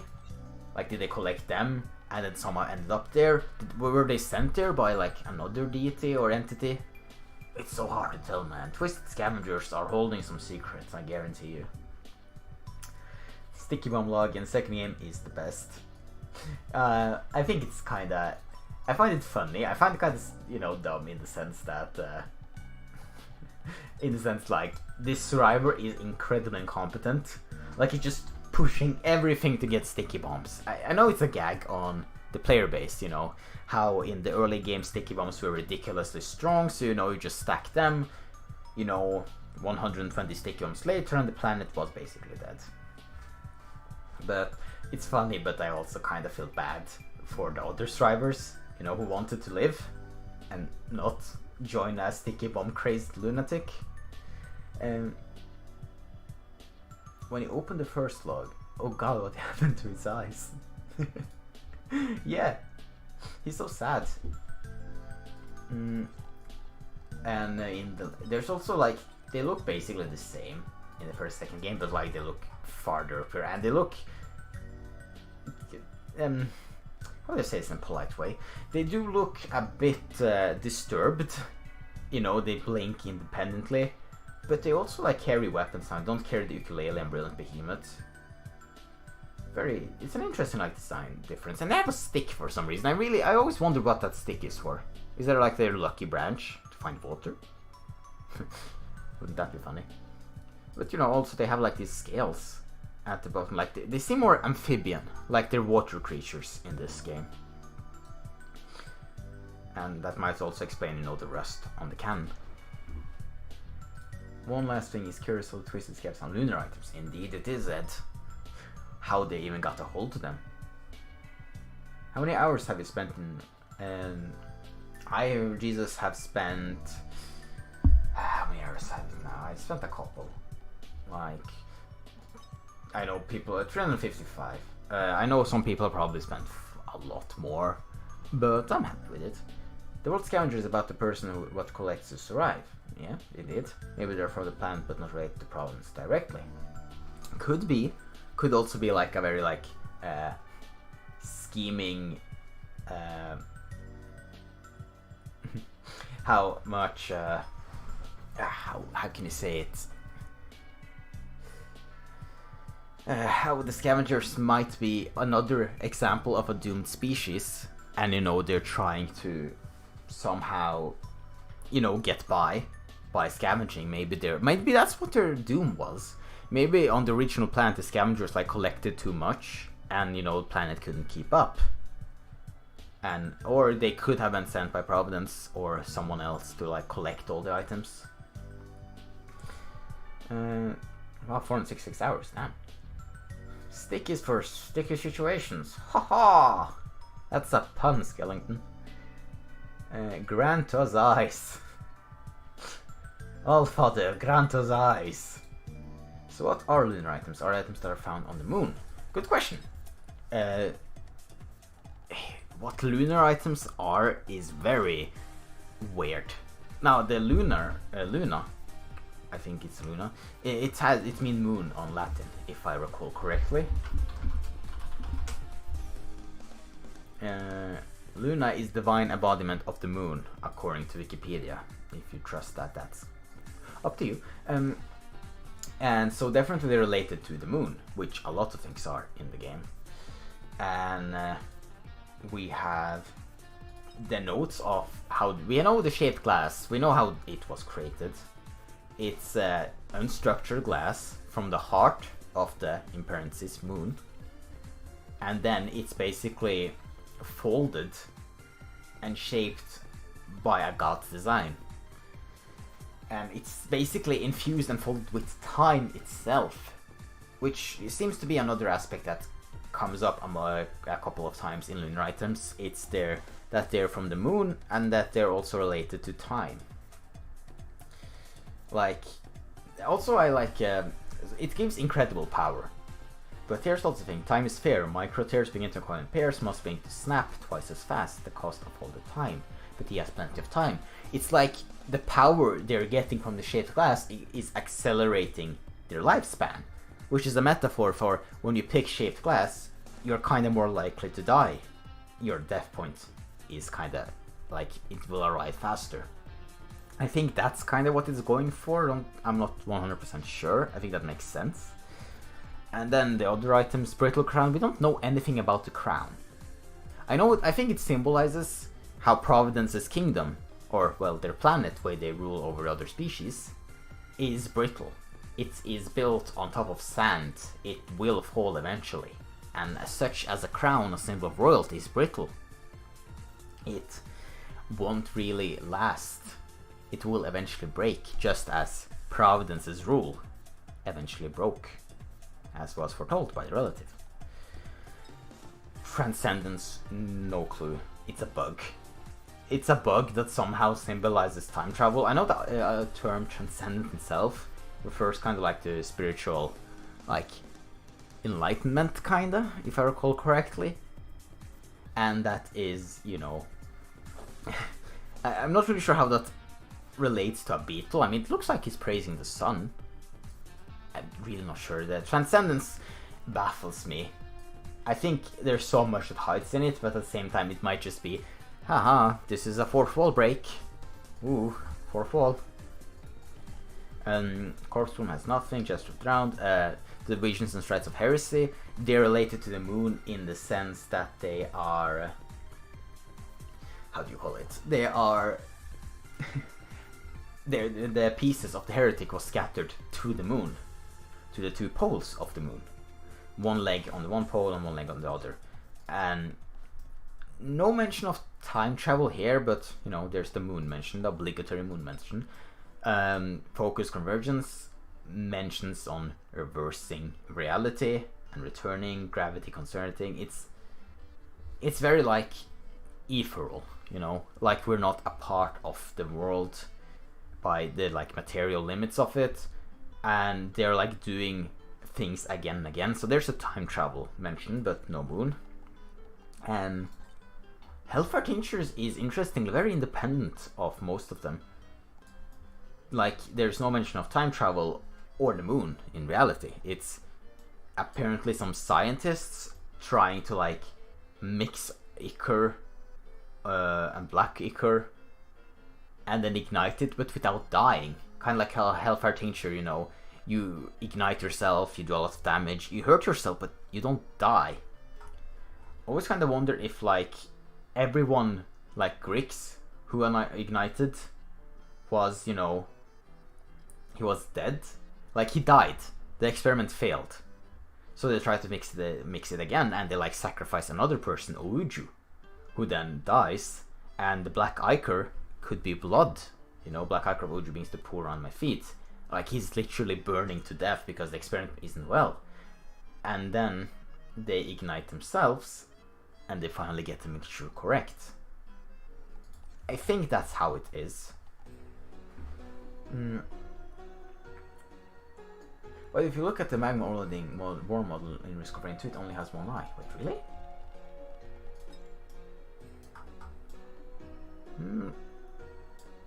Oh! Yeah, that's an eye and that's nothing. Oh yeah, that makes sense actually, because in Risk of Rain 1 you have the item, the Burning Witness. A single eye that drops. Like, he pulls out a single eye. And like, it's a parasite that controls the thing. But yeah, that's maybe why the eyes are not in pair and just one eye. Actually, that's a really good catch, Patrick. Thanks for bringing that up. Yes, Luna is moon in Latin. Thanks for confirming that, Jaber. I stacked Brittle Crown 3 times, yes. I like to play risky. I think Risk of Rain more fun when I do that. Hello, P-Rady. You're really new to Risk of Rain lore. Is it hard to get in? It can be. I would say that... I hate to plug myself. It feels really like shameful. But if you want to like get kind of introduced to the lore, I would recommend watching the Setting of Risk of Rain video of mine, and then the Frequently Asked Questions, and maybe the Timeline video. that one isn't necessary. I think if you watch those two, the setting and the frequently asked questions, you'll kind of get up to speed with what we know of the lore. And you can always ask me a question, contact me on Twitter or whatever, send me a DM in Discord, I will happily explain it. But it might be hard to get in the beginning, but I think it's very rewarding. Yeah, the game doesn't tell you it tells you a lot, but it doesn't tell you things like in a good manner or concretely. Oh yeah, it's so fun to theorize, Patrick. That's kind of thing that, you know, sometimes bothered me with the lore discussion. Sometimes that happens in Risk of Rain, where people like suggest something and then others dismiss it immediately. And it kind of, you know, people don't want new fairies, they just stick to old ones. I always felt that was it's a bit of a shame. It's more fun when you have a bunch of fairies competing, and then when the update drops, it's very fun to have like a ton of fairies that competing, and we can see which one was finally right. Hello, Leopop, Leopoop, Poopkniz. Good to see you. Game's kind of closed up. You mostly get information that you need to get together like a puzzle. Exactly. And we're together solving that puzzle. All 16 of you who are here. And, you know, yeah, I'm very grateful that people are interested in discussing lore. I used to not have anyone. You know, I was like, oh, this lore is super cool, and people would be like, dude, we're at like a cafe.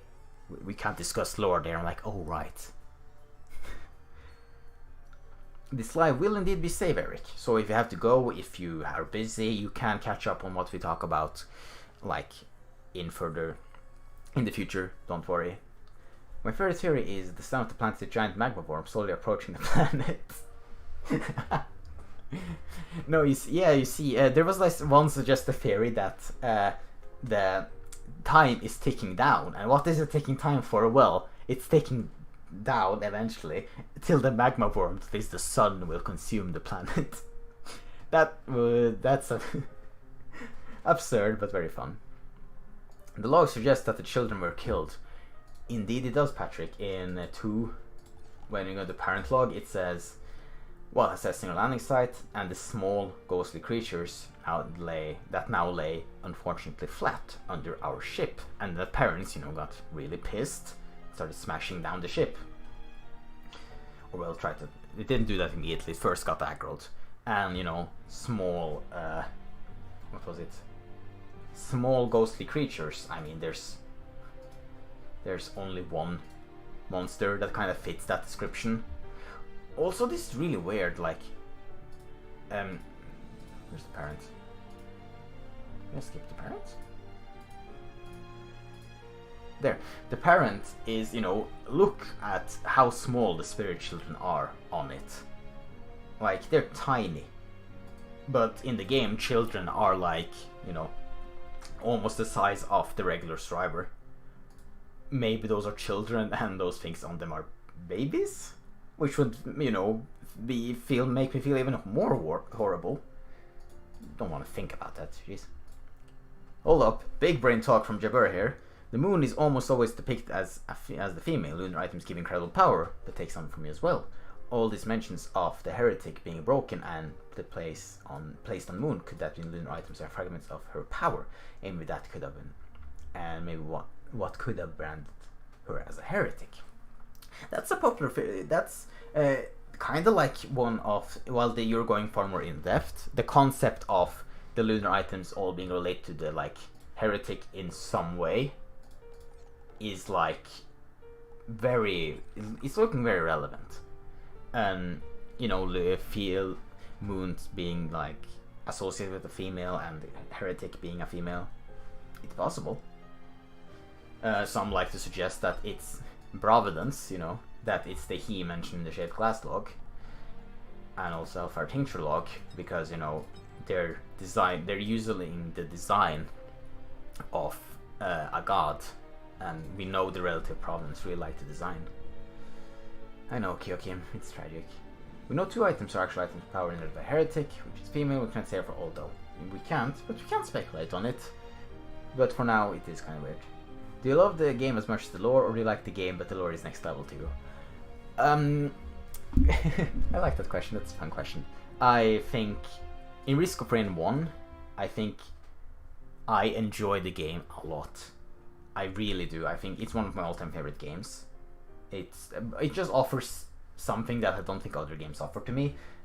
And then I think the lore is... I like the lore a bit above Risk of Rain, but I feel like if the lore wasn't there, if it's just the gameplay, I still would have enjoyed Risk of Rain as a game. But the lore just makes it just excellent. In Risk of Rain 2, I would say I don't think I would have enjoyed the gameplay as much if I wasn't already invested in the lore. I have 300 hours on the game. I really do like the gameplay. But it's kind of lore that keeps making me come back. It's the where I really find most of my interest in. You know, people are like, oh my god, they added this cool new potted plant. I'm like, I don't care what it does. I just want to see, like, the date on it. I want to see the lore. And that's definitely my favorite part of the game. Thanks for the question. I just saw that the moon in the background of Risk of Rain 1 has been blown up. Do we know who did that? There's like, it's kind of weird, the moon, because, you know, we can see in Risk of Rain 2 imagery of a planet being broken, and also you can see in 1, you know, the broken moon is very much an important symbol in Risk of Rain. Who broke it is really hard to say. Could be Providence, could be relative, could be someone else. But, you know, breaking a moon is a lot. Like, it takes a lot of powers. It has to be someone powerful who have done it. Also, there's like 2 moons. I hope they don't blow your ears out with the transition. But as you see, there's also like a moon on the Sky Meadows. This is also a kind of a moon. Like, something it's the planet. Like, this is the Risk of Rain planet that you're actually on. And like Sky Meadows is somewhere else where you can like look down on the planet. You know, might be the moon. I think this could also as well be like another planetoid, but this one isn't broken. Which is definitely something to note. I don't know much about the lore, but I know for sure that imps are pussies. Imps are indeed cowards. Imps love to hide. Just on the moon, spitters aren't the creatures that don't appear in the second game. Yes, spitters, whorls, although you could argue that whorls made a Easter egg with the gesture of the drowned, in the sense that you had to push hermit crabs off the edge, in the same way that in Risk of Rain 1 you had to drown whorls. Drown 20 whorls. You know. But apart from that, we also have temple guards who didn't return. Voldemurians didn't return. Children didn't return gameplay-wise, but they got back. Sand crabs aren't back either. Spitters, mechanical spiders, gups, sadly, rest in peace, you fruity smelled slimes. And then of course that Ifrit, toxic beast. Ancient Spirit is in the files, but he hasn't returned. Clayman is in the files, hasn't returned. Archer bugs, they haven't returned, and I doubt they ever will. They're designed to be annoying, because like even like the other creatures don't like archer bugs. Even the other creatures seem disturbed by their presence. Though they are not particularly strong, the circling insects certainly frustrate me. They were made to be annoying, so I won't hold my breath for them returning. Oh yeah, also Cremator's kind of got replaced by hermit crabs. And let's see, offers the ability that no other game has given to me. The ability to become a god of ultra death. That's like, can you ever like say you've slaughtered a planet? Like, I don't mean that to brag, like that's horrible. But like no game kind of makes you feel like have that much of a power fantasy, but at the same time kick your ass so much in the beginning. What games do I play except for Risk of Rain games? Well, you can take a look at my glorious minimalistic desktop background. I play a bit of everything. Darkest Dungeon, one of my favorite games of all time. I love Enter the Gungeon, Slay the Spire. For the King is very fun with friends. Like, I had a friend who played a wizard, but he didn't want to, like, cast spells, so he just stabbed stuff. It worked for some reason. I also, like, I had, like, good time playing Magic Hand. I like shooters. Team Fortress 2 is very fun. I used to play a bit of Battlefield 1 with friends. Wasn't, like, that game is okay. Terraria is very fun. And I also used to play Overwatch. I think that game could be fun. Like, it just didn't really do the best at times. But that's not the point. I'm so excited for all the logbooks once the game launches. Oh, I'm too Patrick. I have this fear that we're not going to get. Like, I open Risco, like the newest 1.0 update, go like, oh, Monster Tooth, and I'm just greeted with this screen again. And they're like, oh, we'll be adding the updates in, you know, the second update or after 1.0. I really hope that isn't the case, but I kind of fear it. Though they did delay it. It should be added. The name of the musics are about Weather Clues, maybe they're related. Yeah, everything is rain related in Risk of Rain 1, and in Risk of Rain 2 they're kind of anti-rain. You know, we have the hydration of the Risk of Rain theme, and we have other fancy words that Chris Christodoulou used that are supposed to mean something that isn't, like, related to water. Wasn't there a mention of someone killing the sister and the lunar items were made by her? Maybe that's how they got to the planet.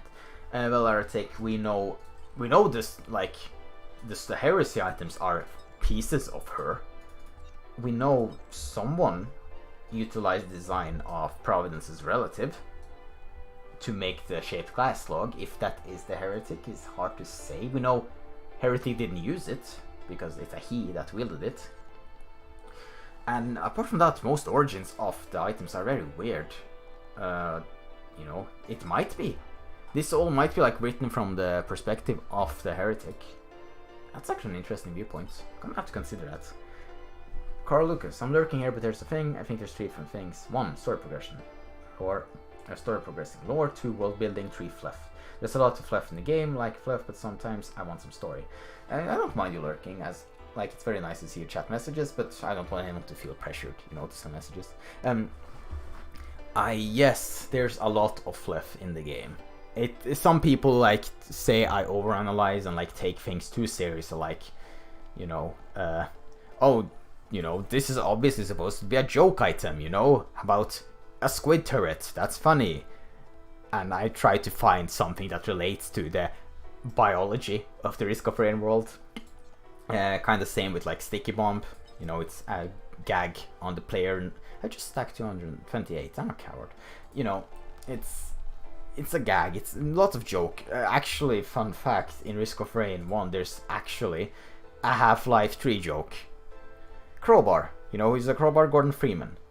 Crowbar Private Wrecking Bar allows for both prying and smashing. Carbon steel, so should last for a long time, at least until the 3rd edition arrives. Yeah, about that. I mean, maybe it will arrive with Alex and all that, but, you know, there isn't much lore here, it's a joke. Golden Gun is a James Bond reference to one of the movies. It's James B. There's about as subtle as, you know, the enemies being called children. You know, there's a lot of world building, like Interstellar Desk Plant showing how, you know, the plant produces incredible, like, kind of fruits, but, you know, they require meat and carcasses, which is, you know, kind of disturbing. The Toxic Worm, which showcases that the humans don't even know. They haven't tamed this plant at all. Like, this Toxic Centipede just almost killed, like, how many? It killed 16 people. Like, this one thing. And they're, like, missing, they're missing even more people. Like, this is spreading. The thing that found, the, like, research facility that found the Toxic Centipede, they're probably gone. They're all dead.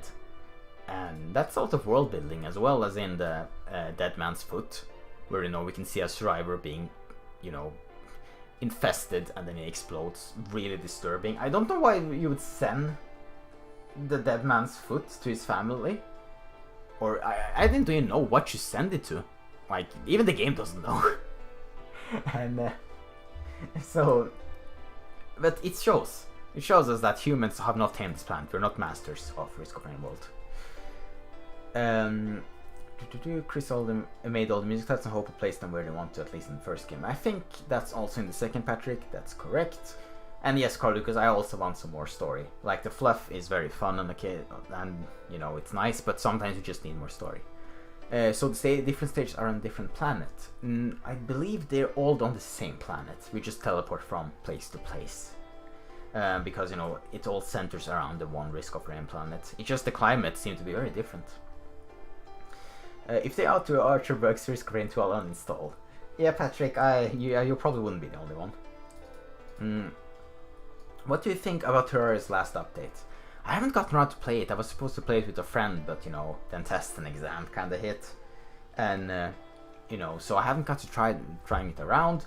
I saw they added sitting. I was very disturbed by seeing the Terraria character, like, facing the screen. kind of scary. But I can't really say anything more about that.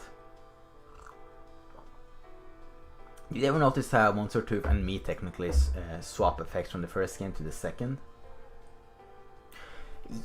In a sense, yeah. I mean, there's some technicalities with the meat adding, you know, more regen instead of the burst healing that the Monster Tooth adds. I stacked 15 of those once. That was really fun.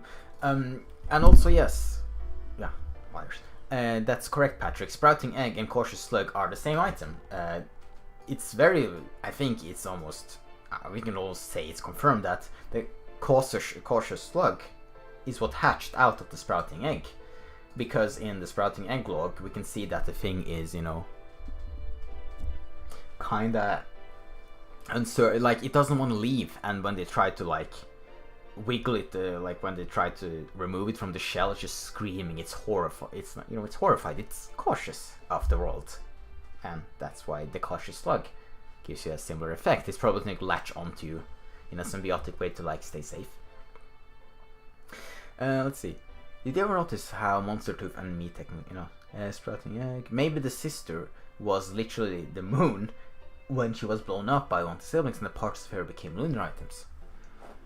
Interesting theory, but I think the way they, I hate to like be, oh, that sounds wrong, but I think the way, you know, they struck pieces of the heretic were one that were sent to the moon, like scattering a piece of the moon and sending it to the moon is kind of confusing, and they also have more humanoid anatomy, you know, with the like type of limbs.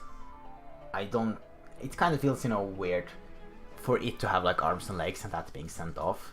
I do think some things are pieces of the moon. I mean, shaped glass is glass from the moon.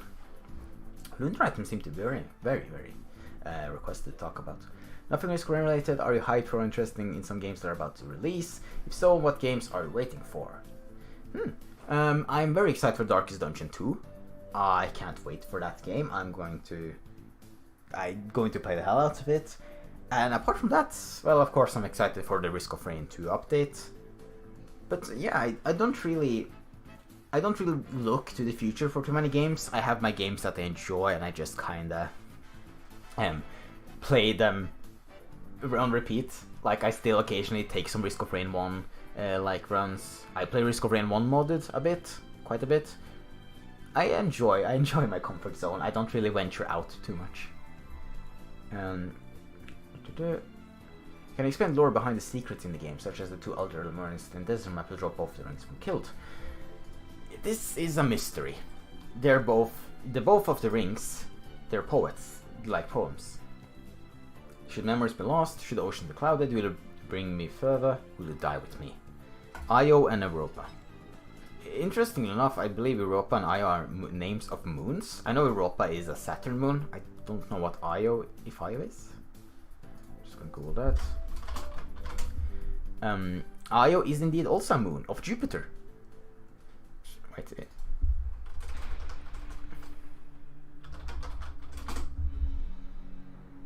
Europe is also a Jupiter moon. They're both Jupiter moons. They're Jupiter moon 1 and 2. Hopo, you clever bastards. You know, they're kind of connected in that way. Yeah, so it's kind of weird. I I used to think that maybe there's like if you open the gates in the Banned Aqueduct, you can kind of like find that like a lot of like survivor carriage, survivor goods, packages, and all that, and you can find the 2 elder Lemurians. Now, there's like a bunch of theories you can make that they were like 2 normal humanoid survivors that got turned into elder Lemurians somehow, and like got the rings, and that's why they have their powers of like ice and fire. You can also make the argument that there were 2 survivors that like tried to lock themselves in to survive, and then the 2 elder Lemurians came in, you know, and killed them, and then they acquired the rings, and then no, they didn't leave because they felt a connection to each other, because these bonds are very, very much connected. But apart from that, I don't think you can say too much about it. The skeleton in the wetlands aspect is most likely the pug, or Carney, because the cultist that followed Nakayama's concept kinda, you know, killed it kinda, you know, killed them. He killed them to like because they were in the name of Nakayama to like bring death, and also because, you know, they were old and tired, according to the guy, you know. He says that to try to make it feel better, I assume. It's hard to say exactly how his like train of thought, because, you know, he's a bit unstable. But the skeleton, he kills Carney and drags the skeleton to a secret cave underneath where he worshipped her concepts. He did a ritual and turned the skeleton, gave it the horns somehow, or made it grow horns, and like that's the story behind the skeleton.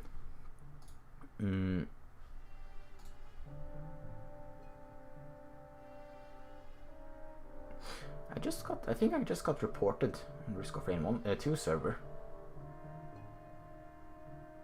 Yeah, that was weird. Sorry. Just got a notification for that. And then, are there any more secrets? The Void Realms are apparently something the Void Reavers stem from. I think, yeah, that's all the secret. Gilded Coast, I can't really say anything about. Sorry. Let's see there. I hope that has explained something to you, Kyokim. I'd love to see some of the Risk of Rain items enemies as 3D models. Maybe there would be more detailed items enemies through the lore would get bigger. If you mean like the Risk of Rain 1 enemies, like to see them return as 3D models, because, you know, there already are 3D models of a lot of those items. Yeah, I would love to see that. There's a lot of artists who have tried to like make their own interpretation of like Risk of Rain 1 enemies. I think my favorite is this one by Gary Ashurst. Is like the mechanical spider from Risk of Rain 1 in 3D. I think it's a really cool like redesign, and the way it shoots is by like this pylon. It's a bit of a, you know, creative decision, but I think it works. And the skybox are very different on most stages, I think. I think it's most likely the same planet. I miss Miner 2 as well, Japper. Miner was great.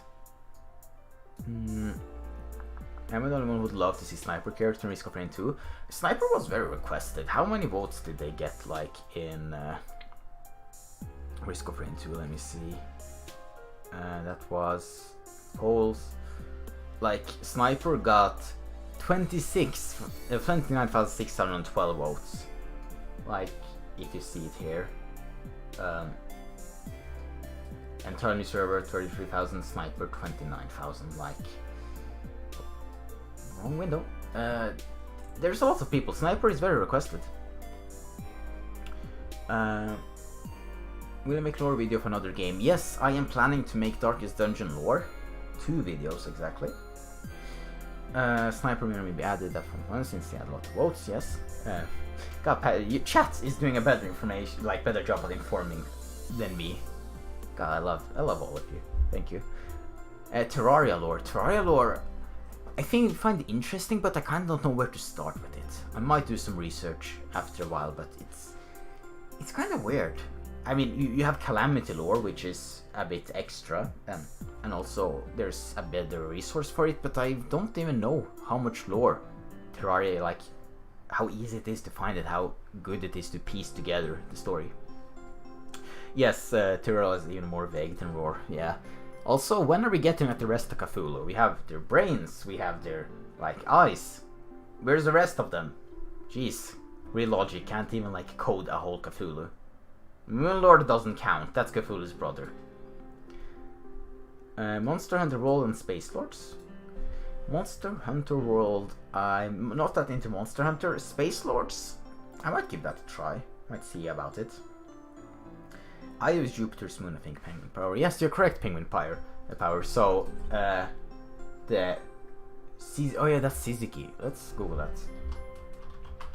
So that's like, you know, that's the moons of Jupiter. Anyways, Syzygy, conjunction or opposition, especially of the moon with this. God damn it, Hopo! I should have guessed. A pair of connect to corresponding things. Yeah, they're both like Jupiter moons to connect in that sense. Seems to be when three bodies form a straight line in space, like Jupiter, Io, Europe. I think that they're implying for some reason. Might be. That does make me wonder what like the third aspect of is. Like we have the two moons. Where's the body? Maybe another update. Gungeon lore. Oh, Beth Lion, like. There's a guy called Never Named on YouTube. He makes incredible Gungeon lore videos. Like, I can't live up to that today. He details it so very well. He's an excellent YouTuber. I highly recommend checking it out. See you, Lord Skellington. Thanks for staying for so long. Have a good one. Urge now. Given that there are numbers of characters and a mythology for attaining items for NPCs and being an NPC, it would be theoretically possible to make a mod versus characters. Yeah, it would. It would take a bit of finicky work and coding, but a bit of patience, passion, and some hard work, and I think you can make a really, really good versus mod versus characters mod. Sunless Sea, Sunless Sky. Oh yeah, those games. Those games have been on my wish list for so long. Especially, I don't know if I should just go through both or just skip straight to Sunless Skies, but I really want to try out those items. I like how this kind of like lore discussion stream has kind of turned into a Q&A. So let's see. Do you know a game called Neon Abyss? I've heard it, but I haven't tried it. Like seen much of it. It is not yet, but as a demo out. Neon Abyss. I'm gonna write that down, so I remember it. I mean, oh, from the images. Oh, that looks cool. I like the design. Which item would I like to have in IRL? Okay, I think that's a good question because, you know, I wouldn't want any items that would actually, like, inflict physical pain on me. Like, I don't want to stab myself with a tri-tip dagger, even if punching some people will make them bleed. I think a Hopo Feather would not only be incredibly useful, like, I think that it's just kind of cool. Having, you know, the ability to double jump, and, you know, I might have to stick myself with a feather, but I think there are worse fates than that. I wouldn't want gasoline. Who would want gasoline? Like, we already have enough gasoline in the real world. But I think also what would be kind of cool. What else would be cool? Hard to say. Oh, eccentric ways, very handy. I would love to have that item. And yeah, I think those two are the ones. I think, and well, if you look at Risk of Rain 1 items, maybe Will of the Wisp. I like the idea that there's like this tiny wisp in a jar. I think that would be a cute pet. So either Will-O-Wisp, Hopo Feather, or Eccentric Vase. Yeah, I think that is my answer. 2 hours. 2 hours indeed, almost 2.5. I don't think I'll stream more than 3 hours. I can't even talk for 3 hours. I'm surprised like it has lasted this long. Like, viewers have been stable. I appreciate it, thank you. What about... Oh, Brent Behemoth, because so beautiful. It is a rather gorgeous item. Not gonna go for the Risk of Rain version, because it's, you know, pixels. But like, this is a magnificent weapon. Like, it's old, is old, it's wooden. It definitely has a level of appeal to it. Gonna leave that up for you. What about artifacts? What Risk of Rain 2? Do they have a lore standpoint? In Risk of Rain 1 they were tied to puzzles, and in Risk of Rain 2 they're tied to formula combination found on tablets. Tablets like... was it this one? Yeah, I'm not sure if you can see it because of like the chat. But tablets like, you know, this one right here. They both seem to like resonate with the artifact, like artifact teleporters, but they're made very differently. There are a bit of lore to them, in the sense that in the Bulwark's Ambry, where we discussed them, they talk about like 4 concepts of love, not love, 4 concepts of like the compounds of reality. 4 of them. There's mass, with like it's round, no features, no orientation, it is mass. And you can shape it into form, it's design. And this also reflects the like ingredients used for the Risk of Rain, for like summoning the artifacts, or like the teleporter to it. You have like circles, you have shapes, like you have mass in its purest form, like a circle, but you also can like shape it with features and angles and intent. I think you're kind of using the compounds, like the blood, sharp, might be the red triangle. Soul is thin, it's frail. Soul is like that final element you can use in the... Oh, bye PRAD. I don't have a Discord. People have asked for it. I might make one eventually, but thank you. But like the compounds, you have the 4. You have the round circle, that's the mass. You have the like aggressive triangle, that's red, that might symbolize blood. You have the design, that might be like the square one, you know, it's got features, got more angles, and that's design. And then you have soul, which is like the diamond, which is see-through, and you know, it's frail, it's thin, almost invisible, and you're kind of using the compounds of the universe like a substitute for them to make stuff, to bend reality. And I think that's how you make the artifacts, or get to the portals to the artifacts. It's kind of weird, you know, you don't make the artifacts, you make a portal, you beat the challenge, you unlock it with 3 keys that I think we'll get a lot more information when we get like the artifact key lore on the artifacts. But for now, that's kind of all I've got. They seem to exist in the game, but I'm not sure if their powers are what their powers are, because that would imply that, you know, in the base game, you can't shoot your friends, you know, friendly fire isn't a thing unless you bend the laws of reality. One would think it would be the opposite. Okay, let's see.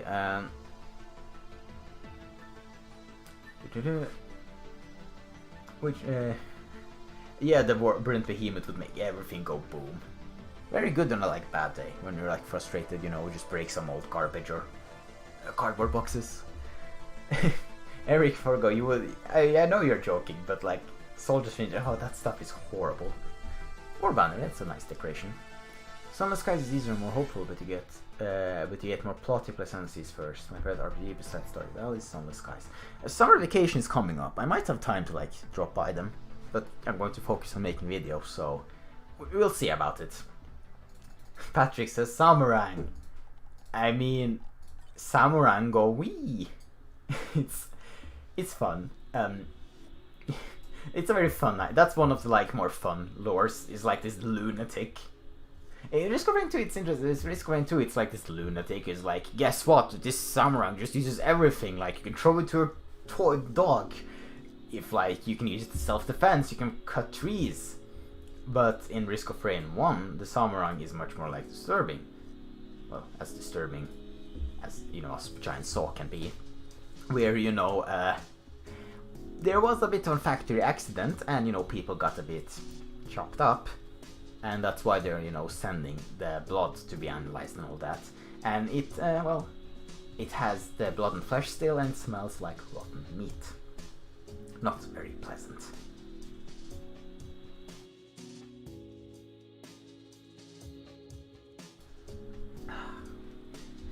Sorry, had to take a glass of water.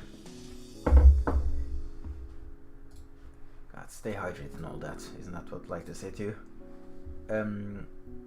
I would go for Dio's best friend. I can do risky things and get reborn. I think internet, like Kyokim, Dio's best friend would be great for like internet influencers and prankers and all that, you know. You're just like, hey, guess what, I'm going to do like super cool stunt. You break your neck, but guess what, you have this magical teddy bear and can live again.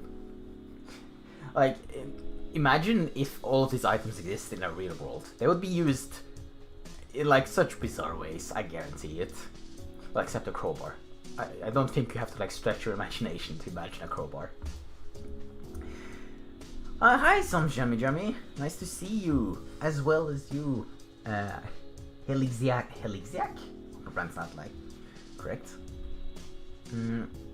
Also, you can expect free to play story RPGs Fallen London and Silver Trees, which are semi or Sun Sky. Silver Tree even comes around the timeline. I might give this a try. That's let's see, Fallen London and Silver Tree. I'll note those as well. Jeez. Fallen London survival game. I think that sounds good. I think I'm gonna go for Fallen London. Piggyback would be what? Piggyback, you know, if you need money, you just sit there and save like $1 every 3 seconds. That's a good interest rate, you know. I wouldn't mind that, but I would feel kind of bad for Billy, you know. You're just taking Billy's money. Were there any new lores for the area? There isn't much new lore, but we have definitely gotten more interesting perspectives and stuff, such as the lunar items that maybe the heretic was present during the creation of the Hellfire Tincture and Shaped Glass. And maybe the heretic did something wrong with it, which is why they got punished.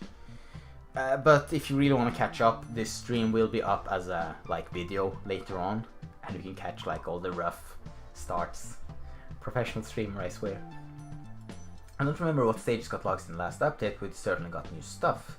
In the last update for the stages, we got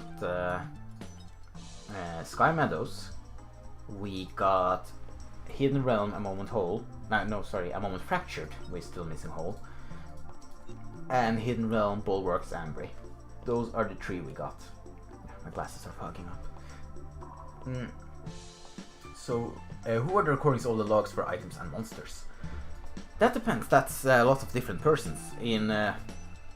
Because like you can see in Risk of Rain 2, we have a more solid person. We have D. Furden, joined by his good friend Farson.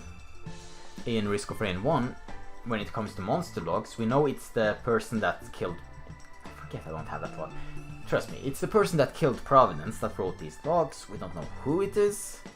If the Paladin character gets added to Risk of Rain 2, it might confirm it somehow. Because it's going to, you know, it's a character that worships the person that's tried Risk of Rain 1. So we can kind of maybe see on this line who that person is. They're maybe trying to emulate them. On the item logs, they're all written by different persons. Well, most of them. They're all like, the receivers might be same, like for example the tasers are sent to Fort Mason, as well as the prison shackles are both sent to Fort Mason, but who sent them is for the most part unknown. We know like the Heaven Cracker was sent by someone who knows a lot about mining and also doesn't care that it's going to be weaponized. Well, he cares, but maybe the money is too good. We know there's someone out here that has a hit list that wants to kill a lot of people. And we know also there's one really angry guy that sent his loaded dice probably to the guy who killed or like loaded them. And Brilliant Behemoth, there's like, you know, he has his boys, he's kind of mafia boss. He's like sending it. You know, some people who are sending it, but mostly we know the receivers. And you could say that the yellow items, apart from the tentacle and maybe the Burning Witness, are also from the Risk of Rain 1 Survivor, because they aren't on the ship. You can't find them on the chests. You kill the bosses, you get the item. So these might, after the Survivor like survived, they might have sent pieces that they got over. And like, you know, that's why their logs, they are written by them, because they kind of have the same similar writing style. Apart from, you know, the Imp Overlord, which is kind of weird because the date is different. Discuss that in the timeline video. I'm curious about what Siren's Call is. It seemed like the devs could do a lot with that area. Oh, absolutely. Siren's Call is my favorite stage, I think. At least one of them. It's, it was brought to my attention by, I think he's called Wolfoff, something along those lines in the Discord server, who mentioned that, you know, it's Siren's Call, it's a lure, you know, it's a lure to ships. The subtext is a ship, like, graveyard. So, it's kind of like something there. Maybe the alloy vultures, maybe even the alloy warship unit after being like converged, or like being persuaded to like love the vultures, kind of are luring new ships to get more, like maybe more loot, more of the metal, because it seems like the Solos control units are looking for iron, and the warship units were brought iron by the alloy vultures. It's in the log. You'll trust me. If you want me to bring it up, I can do it, but I hope you trust me. Yeah, of course, waiting for summer makes sense. Best of luck with the rest of the year till then. Thank you very much. I'm actually done with all the tests, so, you know, I'll be fine. Thanks, Archer. Risk of Railroad seems to be from Striver. Risk of test many characters offers. Exactly, Patrick. You're summarizing it much better than me. What's the lore behind Huntress's thick arse? I believe biologically that would come from her exercising a lot, but don't quote me on that. I'm not a biologist. Endless Dungeon has an interesting lore. I really want to make a video on that as well. I'm gonna focus on Risk of Rain lore until the Risk of Rain like August update hits, because it's kind of time-sensitive content. But when when we get a fuller picture of the lore, I want to like make more content besides Risk of Rain lore, you know. Well, and an Endless Dungeon lore video as well as a Darkest Dungeon lore video, or two of them at least, are planned. For now, I'm working on a Risk of Rain lore video. Siren's Call is just great atmosphere. The music is electric. That's the phrase and compliment everyone uses, isn't it, Patrick? And their music was indeed electric. Oh god, what's happened? Oh no, ukulele! What happened to you? Oh! Oh, it's gone. It's gone. The ukulele, seems like the music is too electric, it's phasing out of existence. Ah. Cool.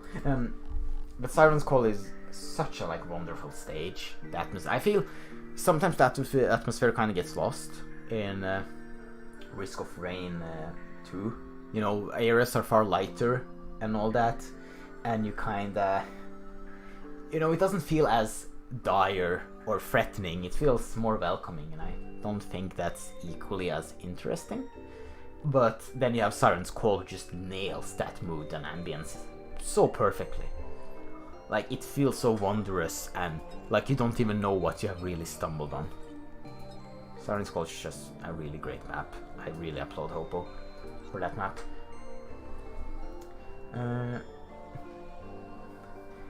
Our Void Reavers, let's see. Our Void Reavers, the only monster coming from the void, will there be monsters coming from the void? If there will be in the future, I genuinely have no clue. I'm not a developer. I mean, Hopo has barely acknowledged my existence.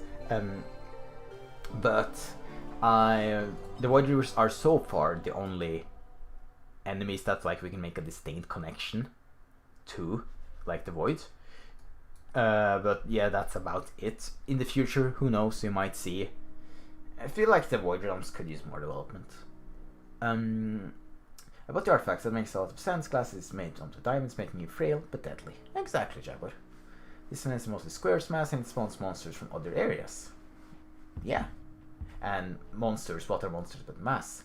Do you know why Handy is just vibing in the background, says Sums Jummy?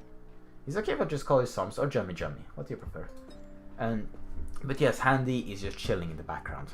I don't want to spoil it, because that's actually something I'm working on in my next video. It's going to address Handy just chilling there, so I don't want to spoil it. You know, I put a lot of effort in those videos, you know, I don't want to spoil them on this shoddy ass stream. But, you know, stay tuned. Hello, Aglo Marat 9883, good to see you. Ukulele has been weird in that log for a couple of updates already. Yeah, they can't contain the ukulele, Patrick. They just can't. Under is squares and a triangle, blood in the middle taking form and giving it a lifeline, making it spawn. Believe that with the bulwarks and every log, it's possible to translate every artifact. Yeah, that's actually really cool, Jibber. Yeah, that makes sense. Isn't Handy a janitor robot? Yes, Patrick, he is. Sneak peek, Pog! Indeed, you're all lucky. All 19 of you, you're getting a sneak peek. All the others, none of the other viewers are going to get that. Handy is a janitor robot, but Handy's weird. Like, Handy is such a bizarre character. Let's see, can you... I need to rework my chat window. I feel like it's blocking information. But if you can see... Okay, you can't see... I'm hovering Handy right now. He's behind you. He's lurking behind you. But no manual given for Handy model, which is already a bit shady. You have a janitor with a hammer. Like, last time I checked, this might be a cultural thing or something, but janitors have brooms or cleaning supplies, or hammers like general tools. This hammer is not for fixing stuff, it's for breaking. And I'm not sure if you actually know this, but in Risk of Rain 1 there's an item called Ancient Scepter, and in it you can, like, when you pick it up, you can upgrade your item, or like your V skill, or ultimate, some like to call it. And what you see here is that the upgraded skill, forced reassembly, becomes unethical reassembly. There's something shady with Handy. He was not programmed to just be a janitor. Like, I think they'd want you to believe that. But so far I'm working still on that. You know, more sneak peeks. Oh, more questions. Excellent. Hello there, Mikhail Efremov. Hope I pronounced that correct. So what does the chef cook, and who is he cooking for? What he cooks, probably the monsters killing the planet. That would be the only logical thing. I guess he cooked normal food for the US Contact Light survivors before everything went down.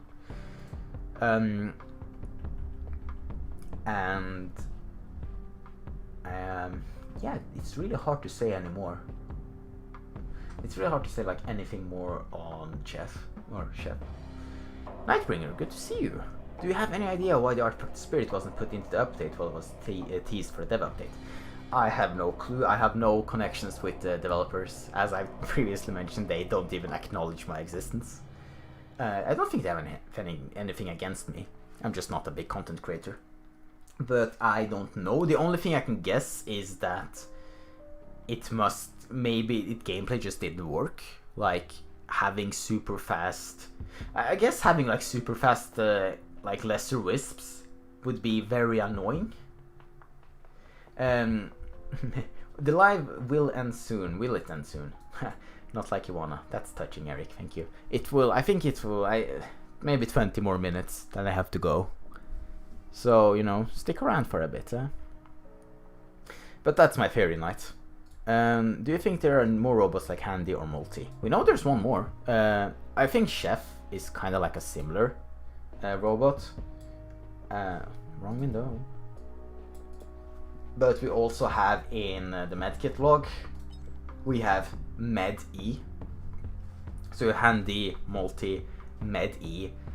And then we have Chef, I think falls into a similar category, while slightly different without, the pun name. But I think there's multiple of these robots. I think they are the more advanced ones, unlike the drones, who are, more simpler mechanical things. Wait, is it impression or mine, or the legs from the Void Reaver look like a mechanized version of the Strides of Heresy? Oh, okay. Oh, now we're getting into interesting stuff. Let's see. Monster, Void Reaver.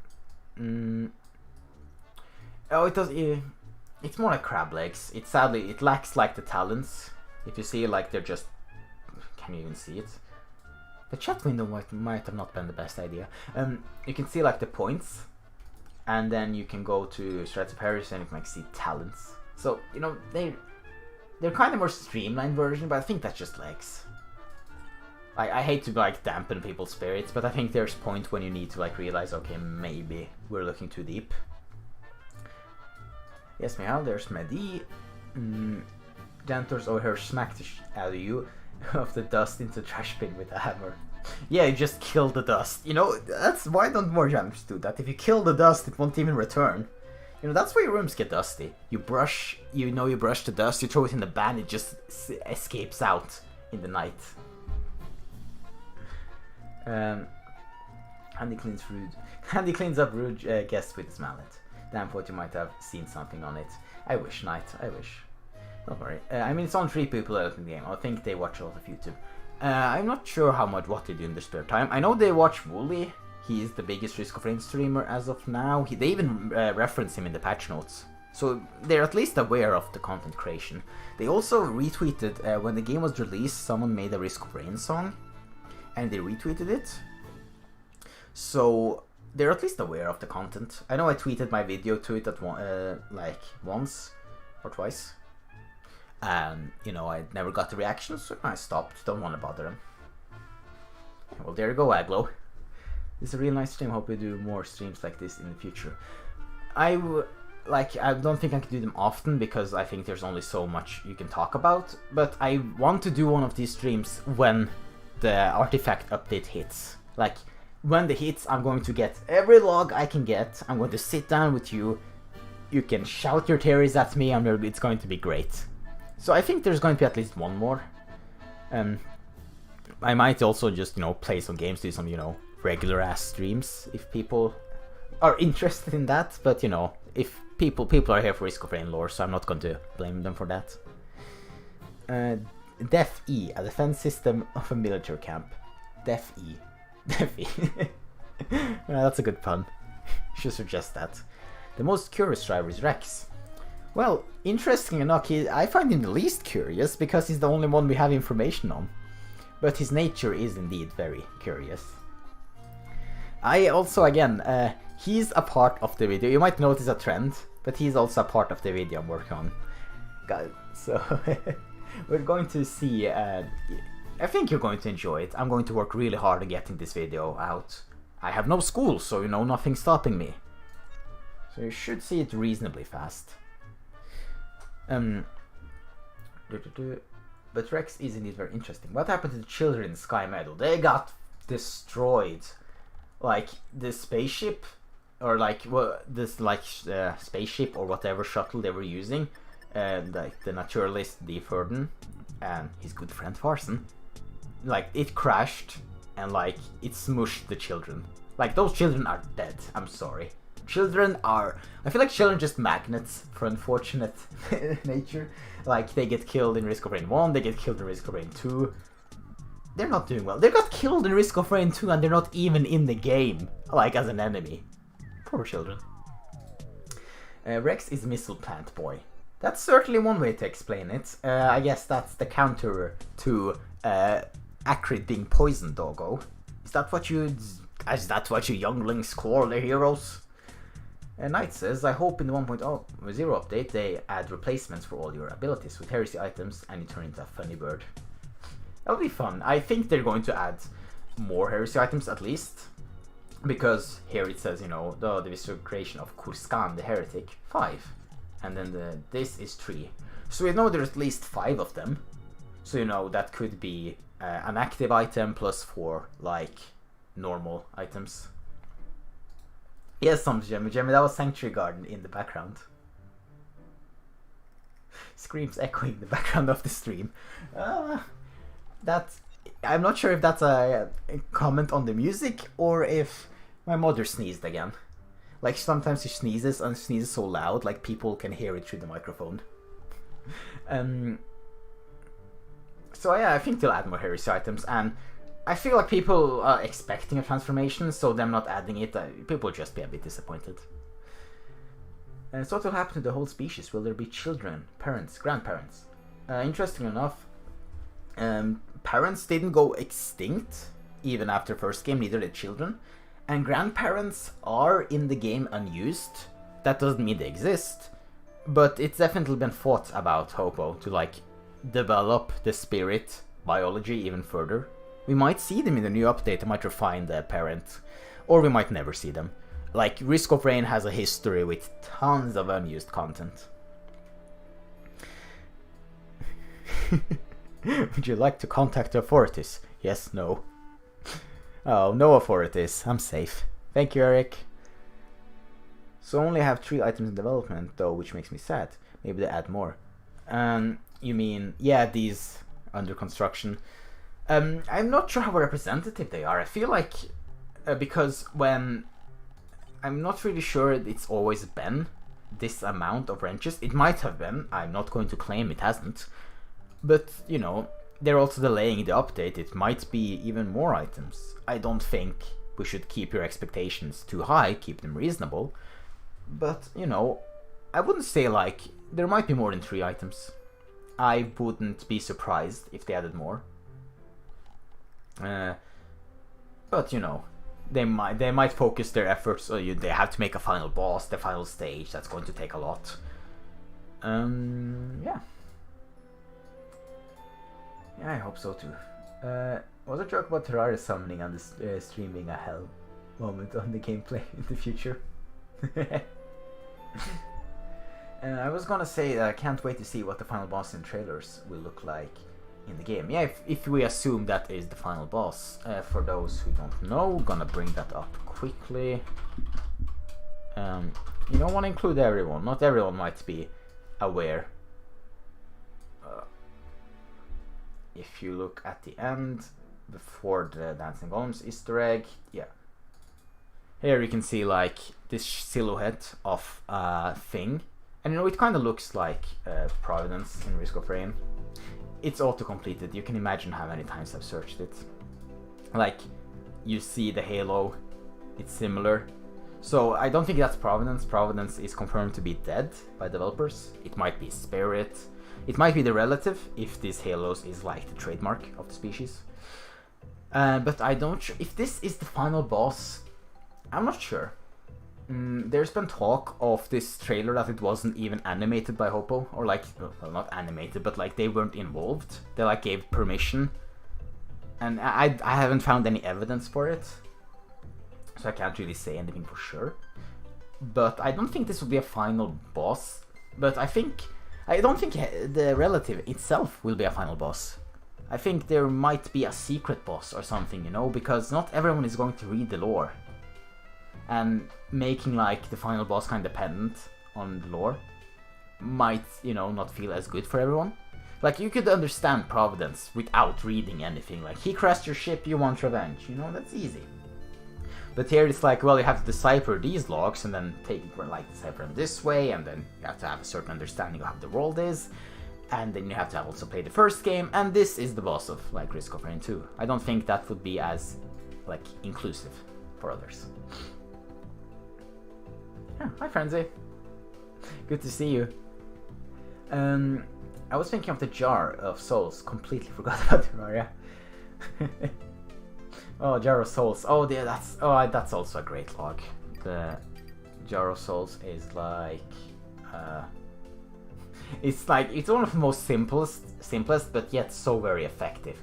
The recording only contains wailing and screaming. We'd like to connect authorities. I should have guessed it. Thanks for reminding me of that. So what's the lore behind Dragon Egg equipment? How can one item turn into a flaming ball? No concrete lore. Item has no log, as you can see. Welcome data scrappers. Still coming for relevant information. The bane of my existence. But as we have discussed, Risk of Rain is a place of magic and wonder, as well as technology and evil corporations. So, you know, things turning you into a like egg, or like a blazing fireball. I don't think that's the most absurd thing. Like, you know, how does a rock summon meteors? Like, there's plenty of questions like that you could ask. What do I think the final stage will be? I think it will be some really trippy.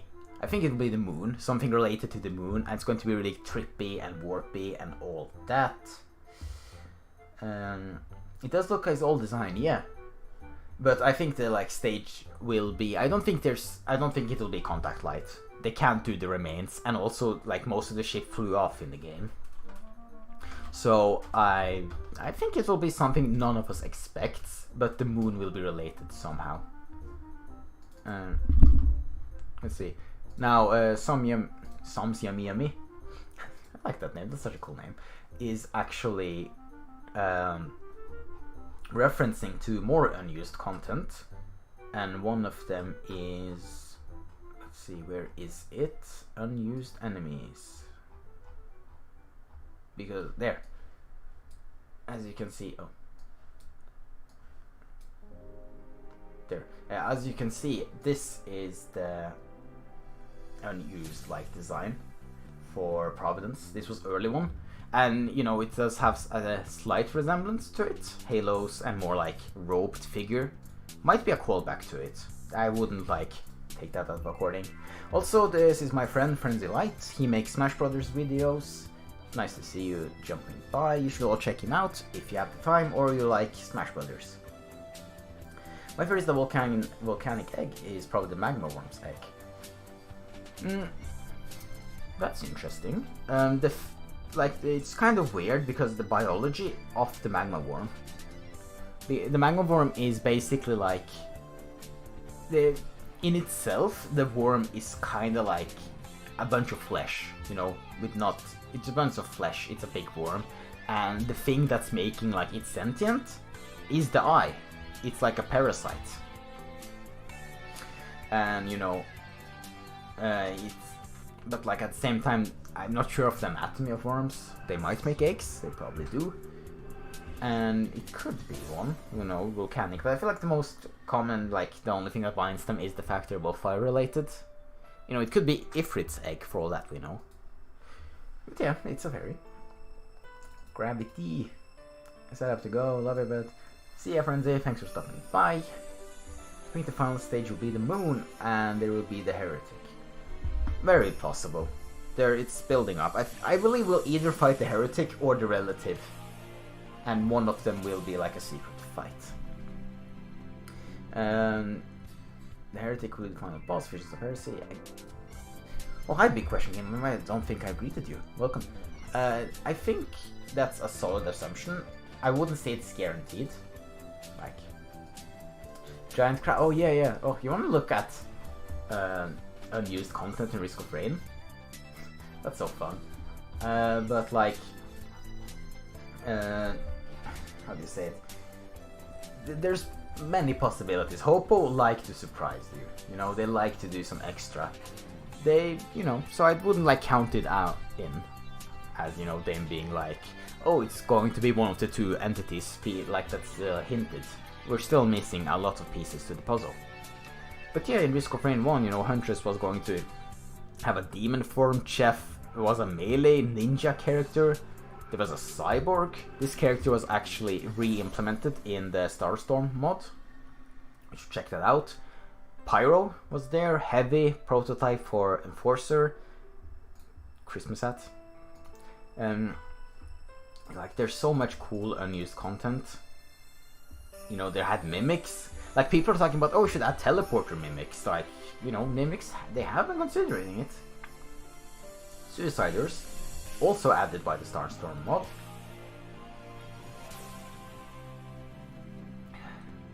Then you have, you know, Bot. You mentioned the name. You have a gelatinous cube. I like small magma worm because of the eye. Speaking of eye, that thing is terrifying. I hate this thing. When I was younger and searched up this article, I had nightmares of it. Post is I also had nightmares of the pale one. Post is also used in Starstorm mod. Like, Starstorm reimaginates a lot of the unused content. I would really recommend it if you like Risk of Rain 1. Like Risk of Rain 1 Starstorm. Such a good mod. Here's the giant crab. Oh wait, hi! Papa Zach, good to see you. Love your art. I think the Pyro was also implemented via Starstorm mod as of recently. It was! And you unlock it by finding the bloated striver a couple of times. Isn't the eye parasite only giving it vision on the stage of protection? The parasite's on overload the magma war answer. This guy right here. Yeah, that's true. The like eye is a parasite that's like kinda, you know, it's a symbiotic relationship. Hopo likes that, the symbiotic relationship between the tar, like Clayton Strider, but the tar is called Ravenous Symbiont. Burning Witness is a parasite that has a symbiotic relationship, interesting enough. Visions for, you know, protection. So, you know, it's also, it's hard to like, the anatomy in this game is weird. Also, something like that I find really cool is how, if you search Risk of Rain cutting room floor, there's me! Look! I made it! It's a nice gesture to see. Oh, I have so many fans open. Mother 3 nostalgic. Mother 3 has some incredible music. I really like the Smash remixes as well. This post is giving me Deadpool Candle Guy impression.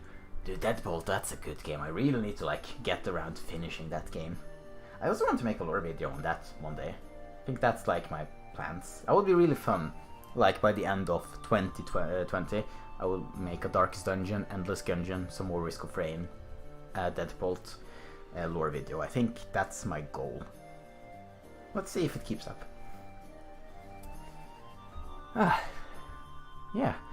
I don't really have any, I feel like I've talked myself into a bit of exhaustion. Now I'm going to, if you want any last minute questions, you can ask, throw them right away now.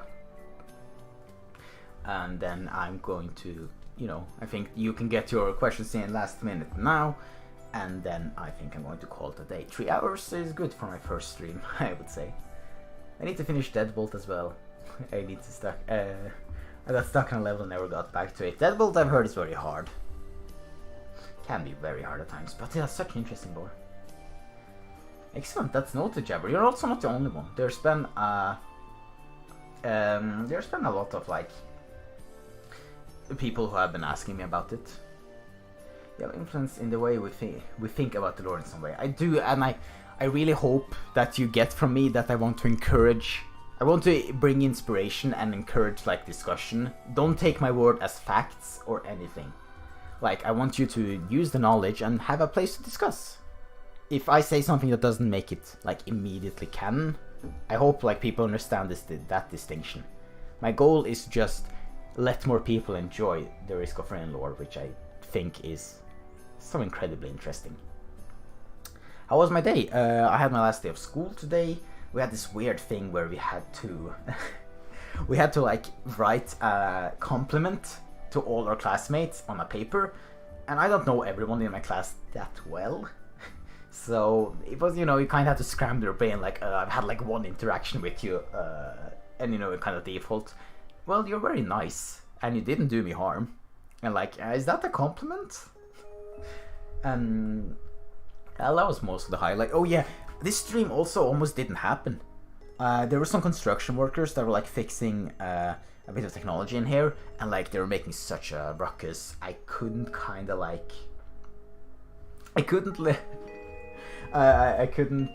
stream. I couldn't even get to my room, so I was like, oh, please, because you see, I was going to mention it earlier. I managed yesterday or 2 days ago to kick my PC accidentally, like it was a muscle spasm, and it froze and it didn't want to boot up, so I had to spend the entire yesterday like trying to fix it. And I just announced like, hey, I'm going to stream this first, and like an hour later I managed to kick it, and I was like, no, I'm not cancelling my stream, I just announced it. So I just frantically, you know, I had my dad help me out, you know, kind of fixing it, and you know, this stream happened, so you can assume that my PC is in well shape. I think it's offended. Thank you, Patrick. I enjoy doing it. I was very nervous in the beginning, but I feel much better now. Bye, Sounds Jummy Jummy. You're very welcome. A weapon I like to use in RPGs. I like, if it's more like modern. If it's more like a modern RPG, I love explosives, splash damage, potions. I love alchemy and explosions. That's my favorite. But like in more old-fashioned RPGs, I love big hammers and rapiers. I'm a man of contrast, you know. Sometimes I like to go full rapier and having a fancy cloth and being a musketeer, and other times I just like having an oversized mallet. It completely depends on my mood. A question about the Clay Templar. When they die, they only leave their pot weapon behind. Do you think there's any significance behind that? I think there's actually two things to be noteworthy about the Clay Templar's death. The first is their gruesome screams. Because we know the tar infects and transforms people, which has led men to believe that it transforms them into, you know, Clay Templars, which is, you know, a very solid theory. Probably better than the Beetle one I made all those months ago. And, you know, I think it's kind of just like the Clay Dunestriders. When you kill them, you can see like shards of the clay pot, but all like the tar itself has disappeared. Like, I suppose when it takes enough damage, it just kind of evaporates or turns into some other form of energy. I think because the, like, gun is not made out of tar, it stays. But the pot doesn't. The pot kind of disappears, which makes it a bit inconsistent and weird. But, you know, the, weapon is technically not a part of the creature. It's a weapon they're holding. Also that wrist, Jesus. Oh, that looks uncomfortable. I hope that was a satisfactory answer. I will have a good rest, thank you, Eric. I kick it again for extra power. Oh, I almost considered kicking it to see if that would like fix it. It doesn't have a dent. I didn't kick it that hard. Jeez. Get some rest. This has been fun. I said some of the skies were the devil. We are almost out of fuel. I will take those. I have written them down. I will see if I have time for them. Thanks for the suggestions, Urchino. Have you tried Destiny 2? They have quite a lot of lore too. Destiny 2 is a game that, you know, it's kind of like, I don't like the monetization model of it, so it doesn't seem daunting, and also it's a game you have to play with friends. And I have like one friend who used to play Destiny, but he didn't like it. I'm not, like, I want to, when I like, experience lore, I want to experience it for myself. I don't just want to look at a bunch of like fandom wiki articles and piece it together. That's kind of why Risk of Rain lore holds so much to me, because I experienced it. I experienced the twist of being a child murderer. I hate saying that, but I kind of experienced that twist on my own, and I felt guilty, or I felt like the repercussions of it. A man have almost the same taste as me. Explosion guns is my thing, but in melee it's hammers and rapers. Bloody hell, we're like kindred spirits, Eric. The tar spatters on the ground, I think. Yeah, there might be some bit of tar spatters. Like, the interesting thing is that how much more stable the Clay Templar's form is. Like the Clay Dunestrider, like first, you know, it formalizes. It like forms after, and it's much more shifty. While the Templars, they seem to be like solid clay. You know, it's a bit wavy, but it still seems like it has mass, like it's built upon something. Which is maybe why it leaves a splatter akin to like the Dunestrider, who doesn't leave anything except shards, because like the tar is not stable enough to like even leave physical impact. Also, this is the greatest enemy design in the game, like visually. Gameplay wise, you can argue something, but I just think this is such a cool and like original design. I think this really is. Hoppo has some great enemy designs in the game. I think this is like one of their best work. And that's for me. Nice stream, and keep up the great work. Thank you, Jabber. I always want to play Dungeons & Dragons with a friend. I have played Dungeons & Dragons for a year and it didn't go well. Trust me. It's fun, but you have to have good friends for D&D. Like, the way you have to have people you can tolerate being for long times with. I had people that, you know, they're good people, they're great, they're kind of nice and all that, but when we play D&D, it's like the worst of them kind of showed up, and I wasn't the best either. Like, I didn't harass anyone, but, you know, it was frustrating. And yeah, it was dysfunctional. People, you know, some were like, oh, we want more role-playing. I was like, you're taking it too seriously. And then, like, people started trash-talking each other and going behind people's back. And there was, like, this whole shadow network. yeah, Dungeons and Dragons and me didn't mesh well. But you have a good friend, I'm sure it's fun. I like any sort of magic in RPGs, and if a bard is the thing, I definitely go for things as of the like as well. Yes, bards are excellent, Papazak. I really like supportive bards. For the king, I really enjoyed playing bards. Though I feel like if bards are just budget mages, you know, like I'd rather play a mage. But if bards have something unique, then hell yeah. Artificers are an interesting class in RPG. They are, or like mechanical tinkering and all that. It's really fun. I played D&D for like 3 years, damn. It's really a matter of finding those people you're comfortable with. It is. You're spending like, our DM, he really liked long sessions, so I think we played between 8 to 12 hours regularly. 6-hour sessions were short, or too short by his standard. And you can imagine being in the same cramped room on a hot summer's day for, up to 10 hours sometimes. Yeah, relationships kind of break from that. Yeah, Dungeons & Dragons is good with good people. I've been playing for 9 years. Oh, damn. That's cool. I really love it, thanks to that. My first experience was bad because of backstab and toxicity, true. We like, I guess that's maybe something that more people go through. Are the Arenalite and the Stone Titan somehow related? Well, in the obvious way, they are basically almost a reskin. Except Arenalite glows more in the eye department, I just noticed. He's made of gold. And there's an argument where Arenalite is kind of symbolizing humanity's greed, like striking back against them. I think that's kind of what it symbolizes, but again, it might be something completely different. But they are the same species, they have very much similarities. I think it's like a subspecies. Arenalite being a fused, like more powerful, enhanced version of the Stone Titan. Also, it has developed the ability to use sword, which makes it far more intelligent.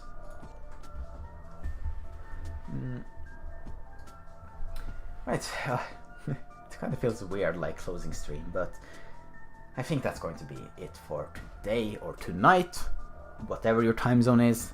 Thank you everyone who joined in, both you who remained to the end and those who joined in for the middle, and also those who popped in and left immediately. You boosted my numbers, so even you gave me something. Thank you so very much for watching my stream, and I hope you all have a very, very cozy evening.